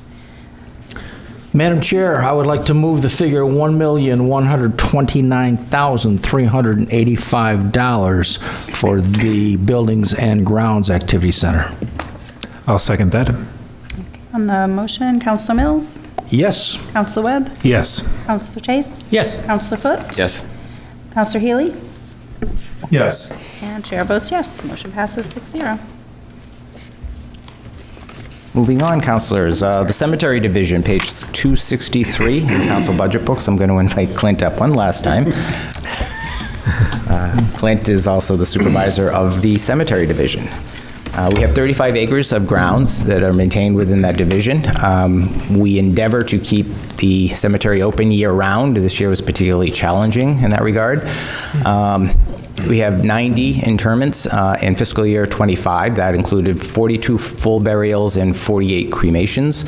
The cemetery still has over 1,000 full burial plots available, so we don't have any capacity concerns. The revenues within the budget is $113,200. The budget requested is $191,246. The revenues are primarily from perpetual care, burial services, lot sales, and trust income. The expenses are primarily the full-time and seasonal employees, along with tools and supplies to maintain the grounds. That's it. And with that, I'll open up any questions on specific line items by the council. Counselor Foot? Just a comment, just to reiterate what you said. So it's a year-round cemetery, so many around us don't do year-round burials, so we are fortunate that we do that. So just wanted to highlight that for those at home. Councilor Chase? And I just want to make a comment that the cemetery staff does an excellent job down there. They're always polite. They're, courteous because it's a tough place for some people. And they're always if you go in there, they're always out of your way. They don't come mowing your flowers down or give you a hard time or anything like that. And they do an excellent job. I want to commend them for it. I have no questions, ma'am. Councilor Webb? Nope. Come on. No, any questions? I'm just dying to ask a question, but I won't. All right, moving on. Councilor Healy? I have no questions. I did have one question, and this may or may not come up yet. With all the work that Councilor Foote has been doing, along with all the others, to kind of find all those headstones that have been covered up, and I know some have kind of sunk and things are going on. Are there any plans for kind of maintaining those once they're, or is there anything to be done to maintain those once they're? We get calls pretty regularly from people that stop up there. If they can't find them or they see just a small portion of it, the cemetery staff will pick them up. Veterans markers we do when they come in, and obviously a lot of volunteer groups have come in and help out, so. Thank you. No problem. There's been quite an effort, too, of continuing mapping the cemetery through our GIS department, Doug in IT, as well as some private organizations where the veterans are linking those databases. So there's a lot of work continuing on that as well. Awesome. Thank you. Madam Chair, then, I will move the figure $191,246 for the Cemetery Activity Center. I'll second that. All right, on the motion, Councilor Mills? Yes. Councilor Webb? Yes. Councilor Chase? Yes. Councilor Foote? Yes. Councilor Healy? Yes. And chair votes yes. Motion passes 6-0. Thank you. On to code enforcement. Counselors, code enforcement, page 271 in the budget books. I'm going to invite Carrie Owen to come, our Director of Building and Code. Carrie has been with us since almost a year now, getting close. Yeah. Good evening. Good evening. Somebody new in the chair. I was wondering why he bothered leaving all the time. Permit activity remaining strong, to say the least, in FY26. Fiscal year 26 year-to-date revenues at $368,000. FY25, we saw 1,476 building permits, generating just over $600,000 in revenues. This year, we're projecting $470,325 in revenues. We are requesting a budget of $615,936. The permit revenue estimated increased in FY27 by about $135,000. The budget does include one full-time building inspector to support inspection and enforcement demands. And we have one capital project, a new 1,500 for the new building inspector, Chevy pickup truck or similar for $60,000 that would be funded through our capital reserve. This is a quick snapshot of our building permit history, which obviously requires a little explanation. If you look over at the permit column, you see it's sort of stagnant or even goes down a little bit, but the complexity and the extent of those permits are significantly more than they have been in the past, which is why it generates the higher permit revenues. With that, I will open it up to any specific questions the council may have on the line items within the budget. Questions? No, just saying thank you for adding a full-time building inspector. Councilor Haley? Yes, so I do have a question on this budget. Glad to see there's a building inspector in the budget. Right now, what's the turnaround time on if someone requests a permit or if they put in a code violation? Are we behind on that? Is it a week or two? What's the average time from when a violation's reported to when someone goes out? And the same for, say, a building permit. What's the average turnaround time?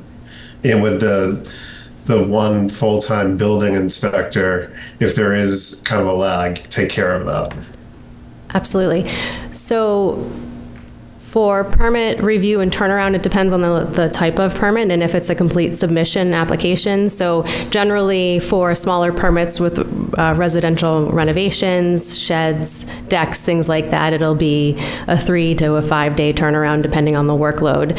And then new construction, residential, commercial, new construction or renovations do require additional internal department sign-offs. So that review does take a little longer because it has to touch a variety of hands. It can take anywhere from, I would say on average, 3 to 6 weeks, depending on the level of review and how many departments are required. And then as far as code enforcement, right now, I would say on average, when we receive a complaint, we try our best to inspect or at least make contact on that complaint within that week. Sometimes it may spill out into that second week, and then generally we're following up within that week span or the following week with any additional enforcement that's necessary. And the last question, I'm sorry, Counselor Healy, if you could remind me what that was. I think that was it. Okay. That helps. And I think with the additional building inspector, it will be even quicker of a turnaround. But I just want to make sure that we weren't, way behind. And I think you answered my questions. Thank you. You're welcome. And if I can elaborate kind of on that additional inspector, the way that I see this the goal would be to bring on somebody who's expertise in that third trade, and then kind of allowing the inspectors to focus on inspectional services heavily and some plan review and permitting process and code enforcement, allowing the code enforcement director to heavily focus on code enforcement as well as plan review, and then also that third inspector offer those additional services during our busiest times when the demand is at its peak. Just to further elaborate, so presently we are one building inspector down temporarily. So Carrie's been pretty much holding down the fort right now. We are have a contract service that we have in right now, a few hours during the week. They come in and they assist in specifically just inspections. We're looking at bringing on another individual part-time, a veteran, who will be assisting with the plan review process, again, part-time, and will help us onboard the new individual, so that'll be great. We'll have some of that institutional knowledge to help onboard the new position. And then we do have embedded in this a $10,000 line item for a building inspectional services, which could be either something during a peak time or very specialized, but there's a dollar-for-dollar offsetting revenue in the budget for that as well. Thank you. Council Webb? This is a totally random thought, so I apologize for it. But with, at least with the fire inspectors, when they go out, they have the emergency alert on their radios. Do your inspectors, when they go out there, have any way to do a emergency alert if they find themselves, because they're by themselves, if they find themselves in a hostile situation? Nothing beyond just our cell phone at this point in time, yeah. I don't know if there's any sort of technology out there and how expensive it might be, but it might be a good idea, because it's pretty obvious when you grab a cell phone versus when you can quietly hit just a emergency alert button, at least for the fire side or police side, on a radio, or being able to just, reach into a pocketbook or reach on your hip or wherever, just like we have here in Town Hall, the emergency alert buttons for lockdown. And again, this is a random idea, but I think it might be worthwhile to look into. Certainly. Okay, looks like there's no other questions. No other questions, Madam Chair. I would like to move the figure $615,936 for the Code Enforcement Activity Center. All right, we have a motion and a second on the motion. Councilor Mills? Yes. Councilor Webb? Yes. Councilor Chase? Yes. Councilor Foot? Yes. Councilor Healy? Yes. And chair votes yes, motion passes 6-0. Thank you. Or come back. Yeah, we do.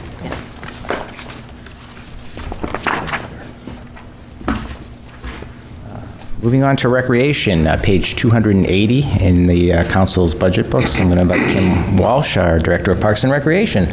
Good evening. And is truly the veteran of the department. Yeah, 6 years. Recreation. Kim's crew and team coordinate with over 10 sports organizations. They sponsor over 100 events and programs annually. The budget is presented with a projected revenue of $150,772. We are requesting a budget of $797,494. The budget includes all leagues, programs, events that were fully operative in 26, continuing into 27. Revenues are based on service fees and trust income. The summer concerts and fireworks, two of the largest items within the budget, are fully supported in FY27. Many of the expenditure items have offsetting revenues, such as concessions and program fees. With that, I would open up to any specific questions in recreation. Council may have. Councilor Cook? Thank you, Madam Chair. Senior programs, are there any, I know last year the senior trips were kind of dwindled down a little bit. Is there any plans for senior field trips this year?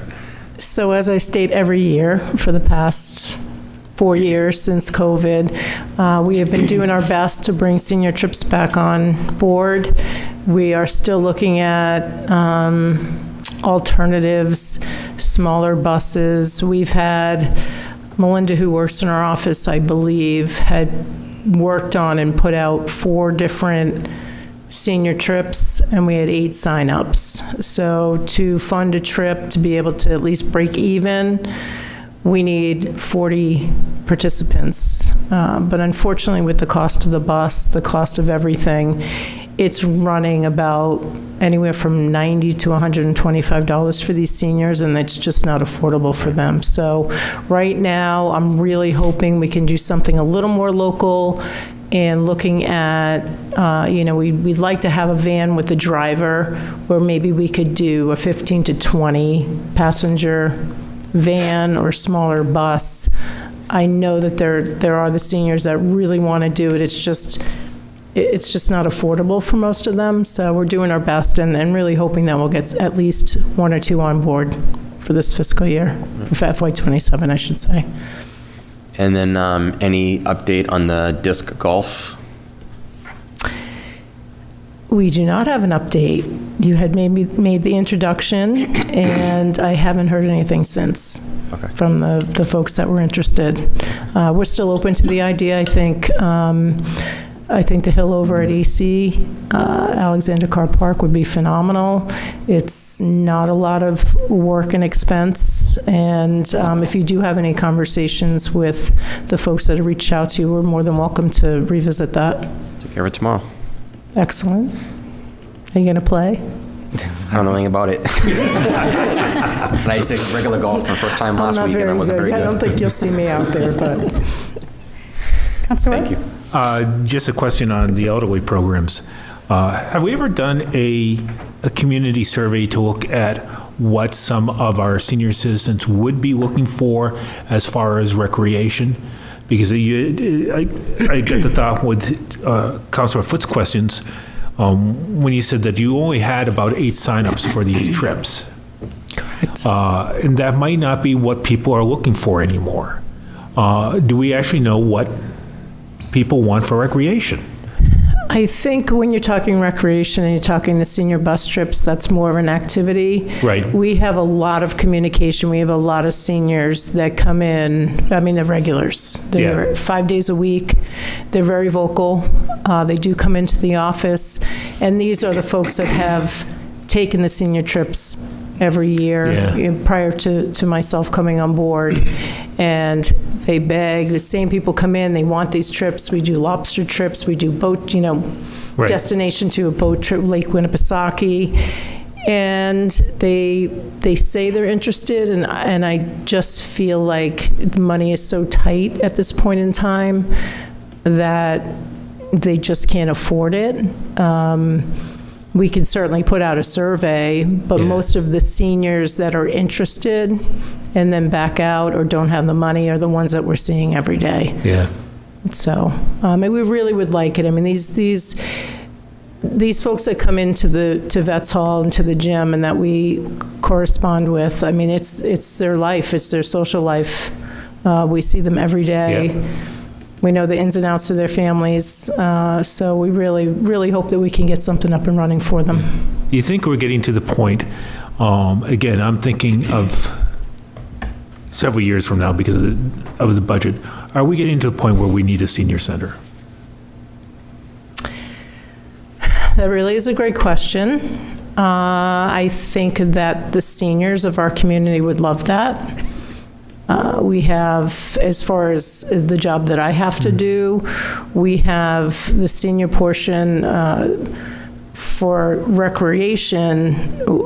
I see a need more for, and we could make it multi-purpose. Yeah. But we need, especially with the New England Sports Center shutting down, we need a facility. We need indoor basketball, soccer, something that maybe down the road, wish list is to combine the two. And I do think that people ask for it. The Marion Garrish Center does a phenomenal job. They have so many incredible programs for the seniors, so they do supplement for the things that we're not able to do. But I don't think you'd see the seniors turning down a senior center. So maybe down the road, something we can look at.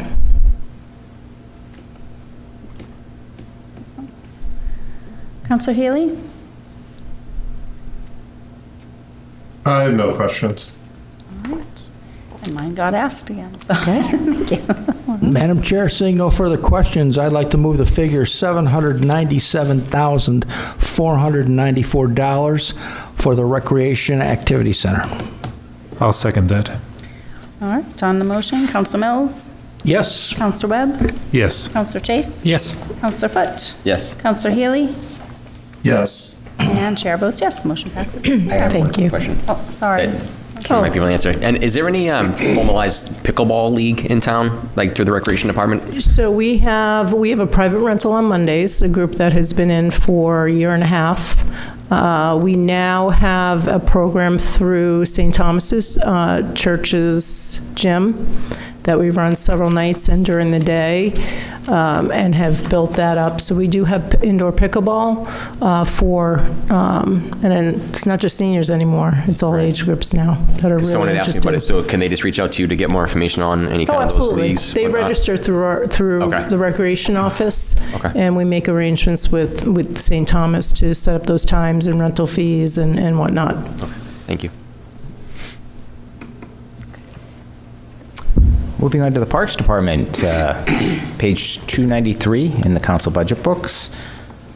132 acres of parks maintained by Kim and her team, 9 multi-purpose fields, 8 baseball, softball fields. Derry is proud to have a beach, a splash pad, 2 basketball courts, 5 tennis courts, 2 pickleball courts, 3 playgrounds, the dog park, and the skate park. We are projecting revenues at $99,967. We are requesting a budget of $1,173,072. Revenues are primarily from the use of the Alexander Carr Trust, $84,000 of those revenues. Costs include electricity for field lighting and operations and field maintenance. Expense categories, again, personnel, field maintenance, and related supplies. We do have 2 requests for capital items. The first is a new Field Pro groomer for $45,000. That's funded through the capital reserve. It really will dramatically improve our ability to maintain the ball fields, as well as in consideration of the better manpower use, more efficient use of manpower. We're also looking to replace Vehicle 634. That's a 2015 2500 pickup truck with a plow, $65,000 funded through our capital reserve account. One thing we want to just kind of touch on really quickly, because it's been mentioned in budgets past. In 2019, there was quite an extensive conversation with regard to recreation. There was a bond, the balance of which is just about $1 million right now. We are looking and investigating with Kim and her team on how to best allocate that, those remaining funds. One of the bigger projects that we looked at over the summer is the ability to get a code-compliant stair access up to the skate park. We bid that out. It was a $70,000 project. We are looking at different types of security and lighting upgrades at both Hood and Alexander Carr. We think those are priority before we start doing any major investments at those facilities. The Alexander Carr tennis courts need some work. We're estimating that about $65,000. The Hood Park street hockey court resurfacing, as well as the Hood basketball court and the Hood tennis and pickleball court, all resurfacing projects.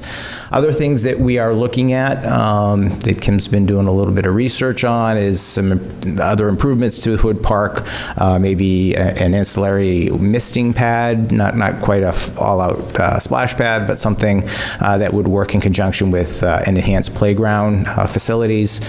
We do need to put some money into the building over there, do some renovations, kind of bring that facility back to life. So we're going to put all of that together and come back to the council with technically repurposing some of those funds for some of these projects and get some input from the council as well. With that, I would open up to the council any specific questions within the line items of the budget. Councilor? Thank you, Madam Chair. In regards to Hood Park, I know no fault of anyone here, but Hood Park revitalization has fallen through to the victim of the times and the economy and whatnot, and just a lack of interest in people, contractors wanting to do it. Do we know, has any of that changed currently? Like, is that an option that we can re-explore to try to revitalize that and maybe put out new bids and see if anyone has slowed down enough? I think initially when Mike had put out the Hood Park bid, it was a very large, it encompassed the entire park and many components where we did not get any bids on that. Since then, I think we've looking at, as Tom had spelled out in one of the pages, that we're looking at, okay, let's piecemeal. And we have to, all those courts, whether it's AC or the Hood Park courts, are used tremendously. I mean, if you go by there any night, they're used. So that's a priority. But as far as what you're asking, we were thinking about trying to narrow down, okay, what could we do to show the community that we're making the efforts, and maybe it's little by little, maybe it's year by year, but we had thought about, upgrading the playground equipment and then having sort of in conjunction with that a misting pad, and as far as a large splash pad and not being a full destination, and this is really just my opinion and what I think we need and what we can really host over there is the misting pad would be with the playground and kids run through it, as opposed to our large, dawn wall splash pad. So I think for us, if we could kind of hone in on a few of those adjustments and put out to bid maybe the playground and misting pad, I think that would be something that the community would see, they would appreciate. We have we have adults and we have the older demographic as far as teenagers and high school using those basketball courts and whatnot. But where this would kind of gear to the younger demographic, to the families, to the young kids, and in that, we need better security and lighting at Hood Park too. So to me, those are like sort of the priorities that maybe we could look to go out, put together and go out to bid on those pieces. Right. Because I'm thinking with Abbott Court kind of underway and taken off, there might be some more viability to Hood Park revitalization. Sure. In conjunction with Abbott Court, more of a draw. Absolutely. And, within walking distance, it might be that destination that we were looking for initially that kind of fell to the wayside. So I think, that's why I think now is a good opportunity to to re-examine that overall, and, you know, in little steps is fine. Right. As long as we're doing something to, like, to. No, we agree, absolutely, because those are one of the, I get, I'm sure you do. Oh, yeah. We get questions often, what are you doing with Hood Park? What's going on with Hood Park? And we had all that time put into it and that effort into the complete project and the RFP, and then that went flat. So I think that's really our next steps. Yeah. And, you know, just in my experience, only here for 6 years, I feel like when the public sees efforts being made, that goes a long way. So I think that's where we would start, and I think in Tom's last bullet line, the presentation to council would be sort of to organize those items and show you where we're kind of looking at. Because in the most recent years, that's always been one of my priorities on when we do our goals. That's Hood Park is always, and I think now that needs potential for more liability right now to re-examine that. Right. And then park-wise, projection-wise, how's it looking for the summer help and all the?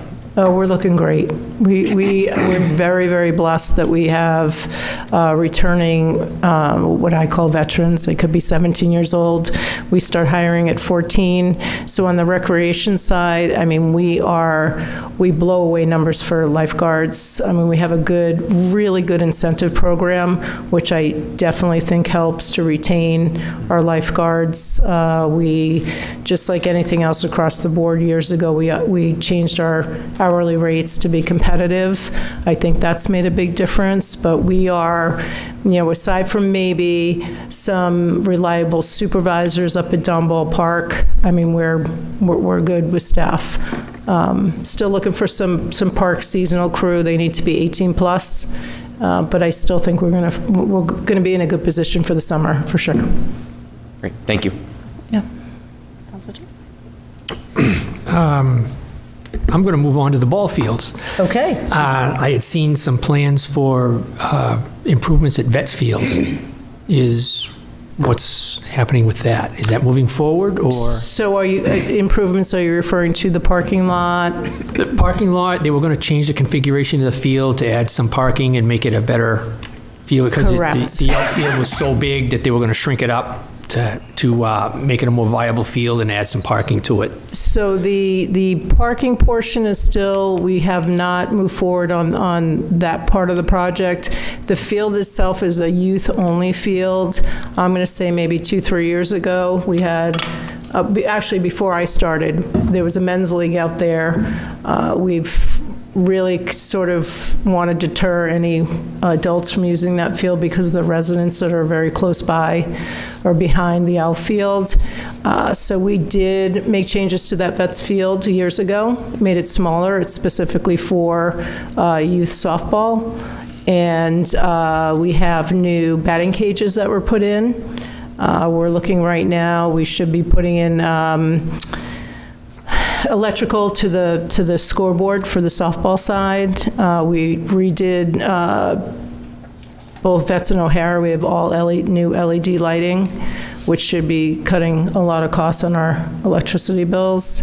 And the plan is still to increase the parking. The parking's very limited there, so that I would say that's probably our next step with regards to projects out at Vets Field.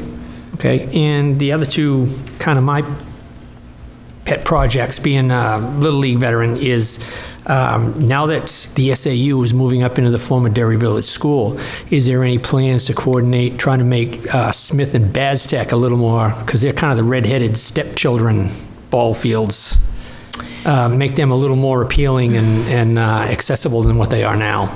So I have a twofold answer. So when we maintain those fields for baseball, they don't use them as frequently as the other fields. So it makes it harder to maintain. So if they're not on the fields, the weeds are growing in. It makes it that much more difficult when it doesn't get the use that the other fields get. With that being said, the ball field maintainer that is in the budget would be, pardon the pun, a complete game changer for my parks division. We would absolutely be able to maintain all the fields at a very high level. It's very time-consuming. It's a labor-intensive, a lot of work for the crew, and I think those fields would definitely get more attention with the equipment, the new piece of equipment. So a thought that I had was, now that it's not being used as an elementary school, has there been given any thought as to moving them further out of the swamp up towards the forefront of the property so that they're, more visible, more accessible than where they are now? Because you don't have to worry about the playground component of it now that it's not a school. That's an excellent point. I don't believe we've even visited that. I mean, from what I understand, we didn't know what the use of the Derry Village School was going to be, so conversations haven't even gotten that far. Now that we know that they are going to be moving in there, we didn't even know if we were going to have these fields. We thought, depending on who was moving into the facility, we were nervous that we were going to lose those fields altogether. Definitely something to consider, to keep them for, I don't know what that would cost or what that work would be, but it's certainly something we can look at to pull them away from the woods and the wetlands and whatnot, for sure. Okay, thank you. Councilor Mills? Yes, I have just a couple small question. Actually, it's about community participation in Parks and Recreation.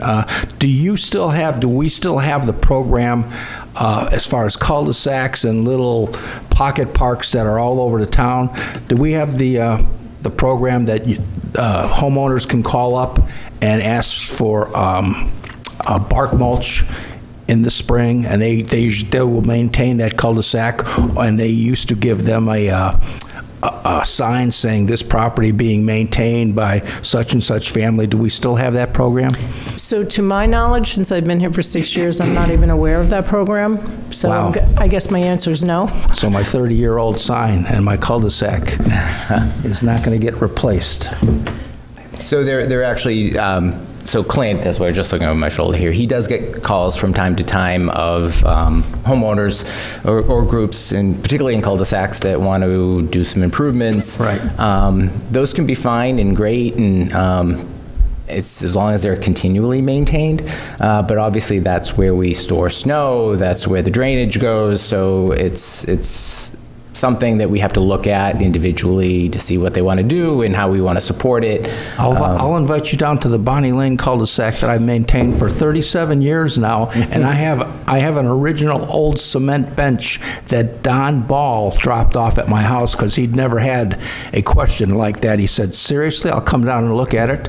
And he dropped off, and I've maintained it there for 37 years. And my neighbors finally said, by the way, we can't read your sign anymore. Said, Sounds to me we might need to make a trip tomorrow. Maybe it's time to get this program going. Okay.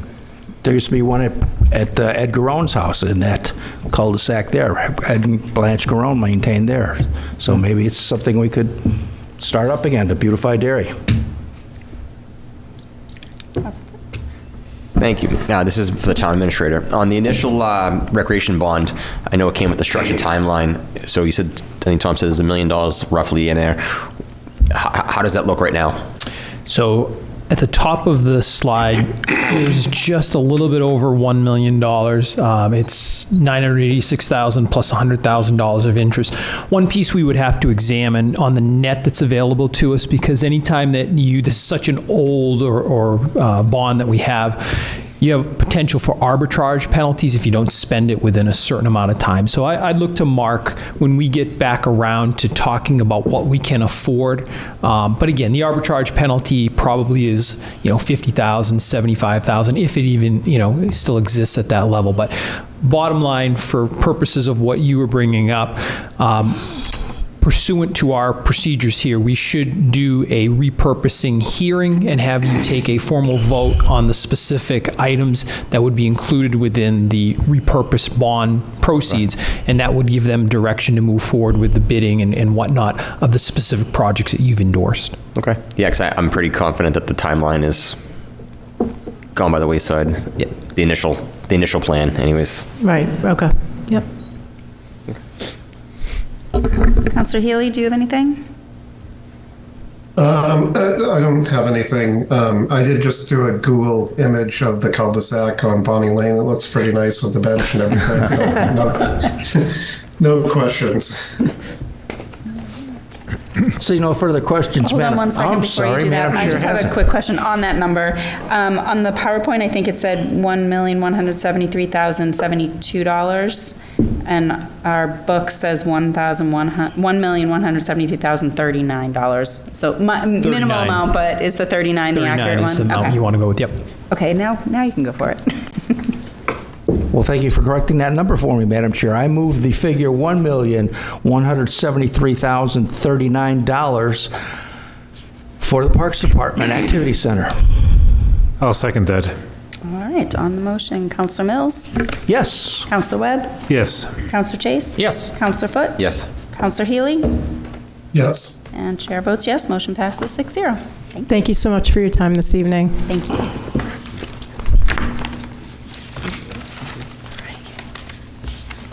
The Health Division, page 310 in the council budget books. I'll invite Carrie Owen, our Director of Code and Building, who also oversees the Health Division, along with Courtney Bogart, who is our Health Officer. It's a fairly straightforward budget. Courtney inspects some 214 establishments. The revenues are projected at $48,950. The budget requested is $159,698, and that encompasses primarily personnel costs, the mosquito control program at $40,000. So those are the primary costs within that division. And if there's any specific questions on the line items, we'd be happy to help. Questions?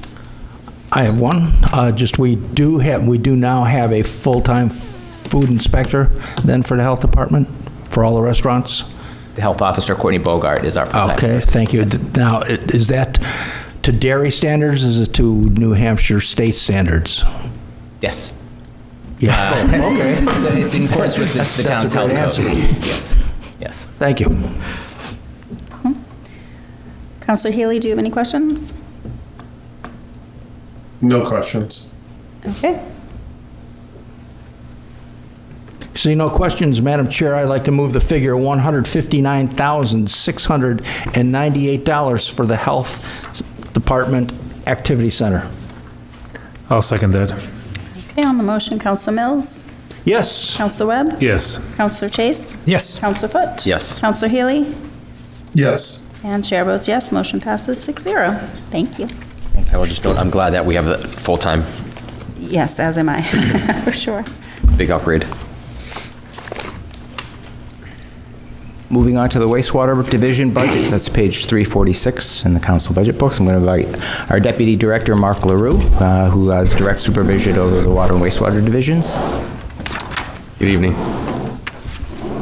Wastewater, 66.3 miles of sewer mains maintained, 3,339 sewer connections. They maintain 10 lift stations throughout the system. Expenditures equal revenues at $10,340,334. Revenues are primarily generated through usage and base charges. Again, enterprise fund, not supported by taxes, but through the wastewater users. Wastewater the FY27 approved wastewater accessibility fee, that's the connection fee for new or expanding users on the town sewer system, is charged a one-time fee of $4.48 per gallon per day, or $747 per residential bedroom. The council 2 years ago had approved a 3-year step increase, so this is year 3 of that increase. We are proposing this budget with a usage rate adjustment to $4.25 per 100 cubic feet. That's up from $4.05 per 100 cubic feet.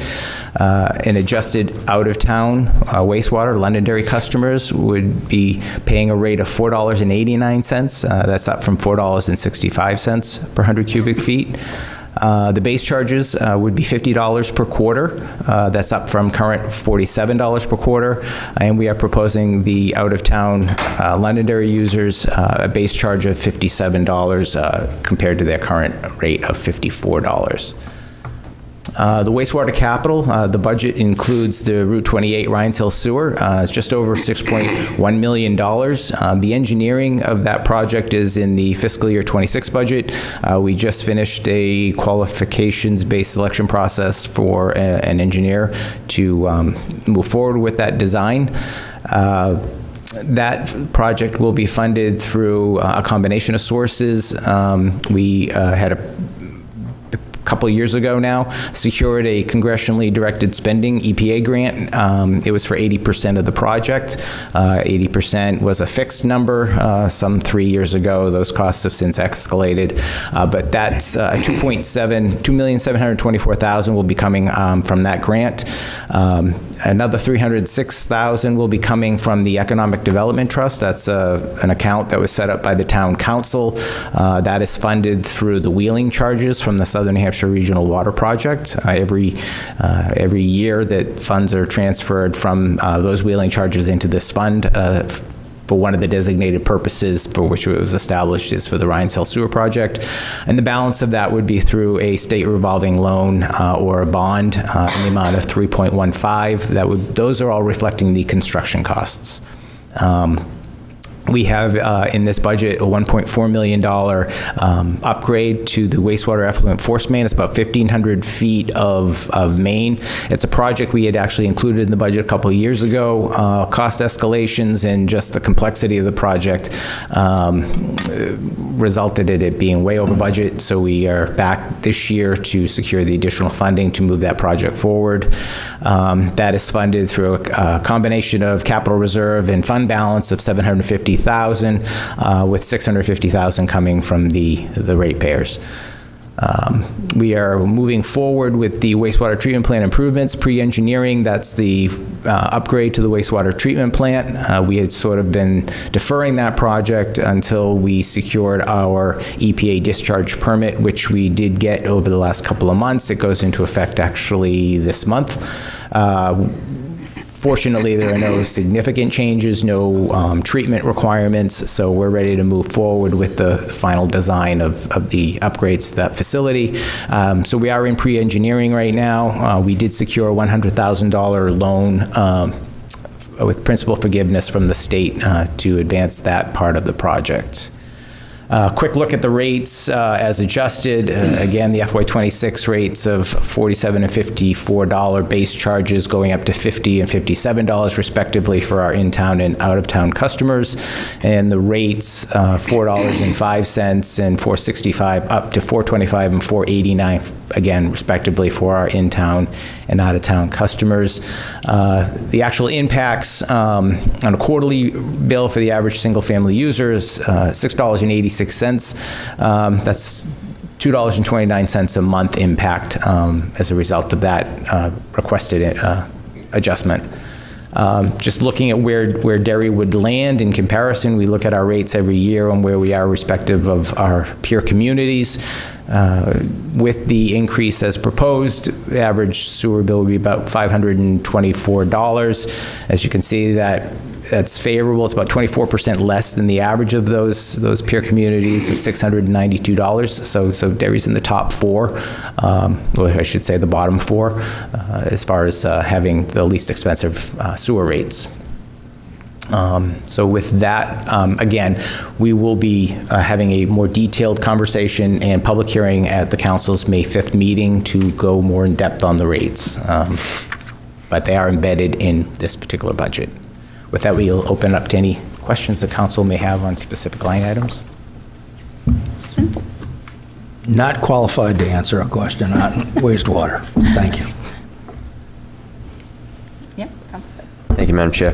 On the lagoons, how are the lagoons looking? Are they in good shape?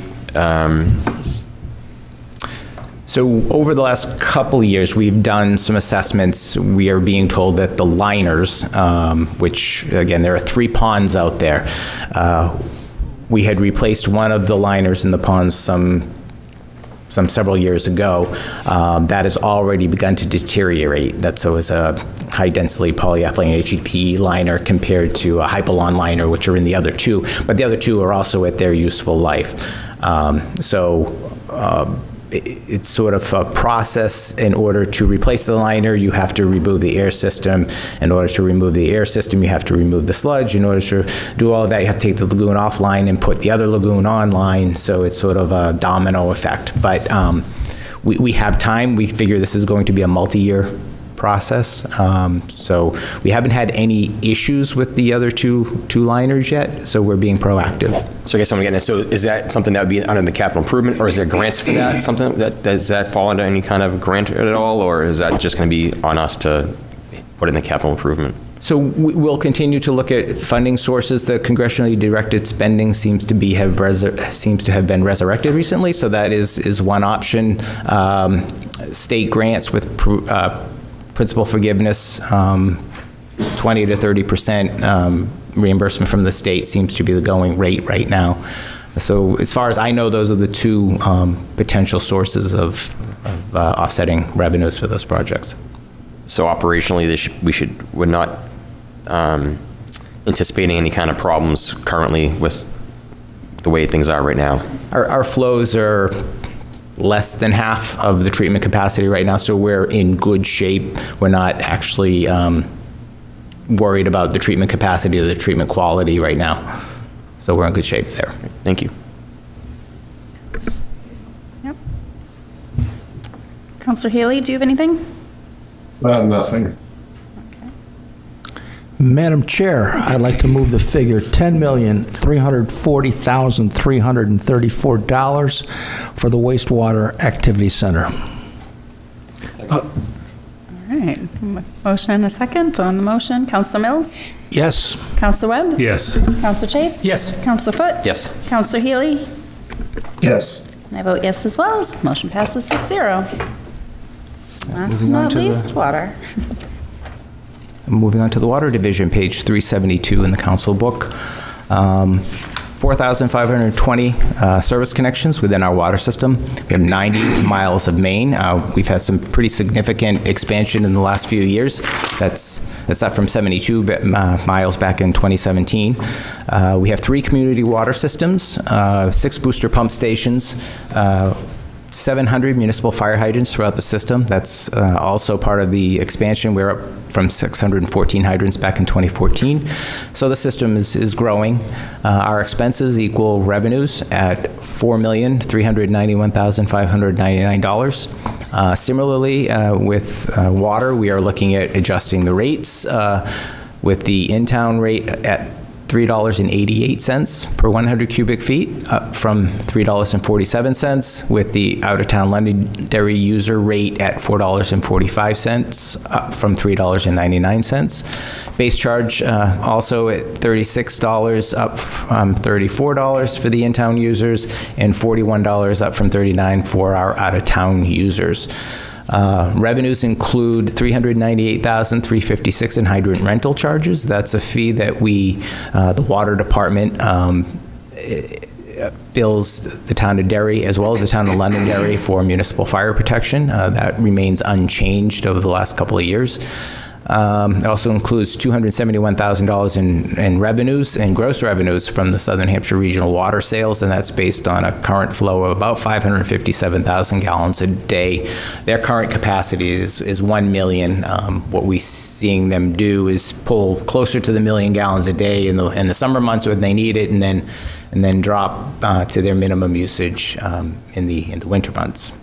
So the revenues average out to just a little over 500,000 gallons a day. The budget includes $300,000 in water main replacements. Also includes a $220,000 increase for the first loan payment for the Rand Shepherd Hill project. When the council approved the Rand project 2 years ago, I believe it was, there was a resolution that was passed to offset the cost with a 41 cent per 100 cubic foot increase in the water rate, and that was reflected in the number that we just showed you. Again, we'll be coming back on May 5th for a public hearing and talk a little bit more in detail about that. It also includes the use of $46,000 in unrestricted water fund balance. Again, a quick look, we charge different rates based on the meter size, but for the average residential, you see it going from $34 to $36 for in-town and $39 to $41 a quarter for our out-of-town users, and the rates at $3.47 and $3.99 to $3.88 and $4.45 for our in-town and out-of-town users respectively. Again, we'll go into that more detail on May 5th. Looking at the rate impacts as presented, $9.77 would be the impact on the average quarterly bill for the single-family user. That's a little over $3 a month. And that, again, is based on the average users. Again, looking at where Derry compares with its peer communities, average water bill would be about $439 a year. That compares 20% less than our peer communities at $551. So we're in the top 4 here. And when you look at both the water rate and the sewer rates as adjusted, Derry's annual charge would be about $963. That would put us in the top 3 of our peer communities and 24% less than the average of those other communities, which is $1,261. So we're still very favorable as far as and competitive as far as our water and sewer rates are concerned. With that, I turn it back to the council with any specific questions on the water budget. Council Mills? So I take it that these figures still do not include the Pennachuck system in East Derry, or do they? So the East... the Pennachuck system that's owned by Nashua? Yes, so they pay the same in-town rates. So we treat them as a single user, a single Derry user. So they pay the same rate as the Derry water customer does. Thank you. Council Webb? I had the same question, so I'm all set. Okay, great.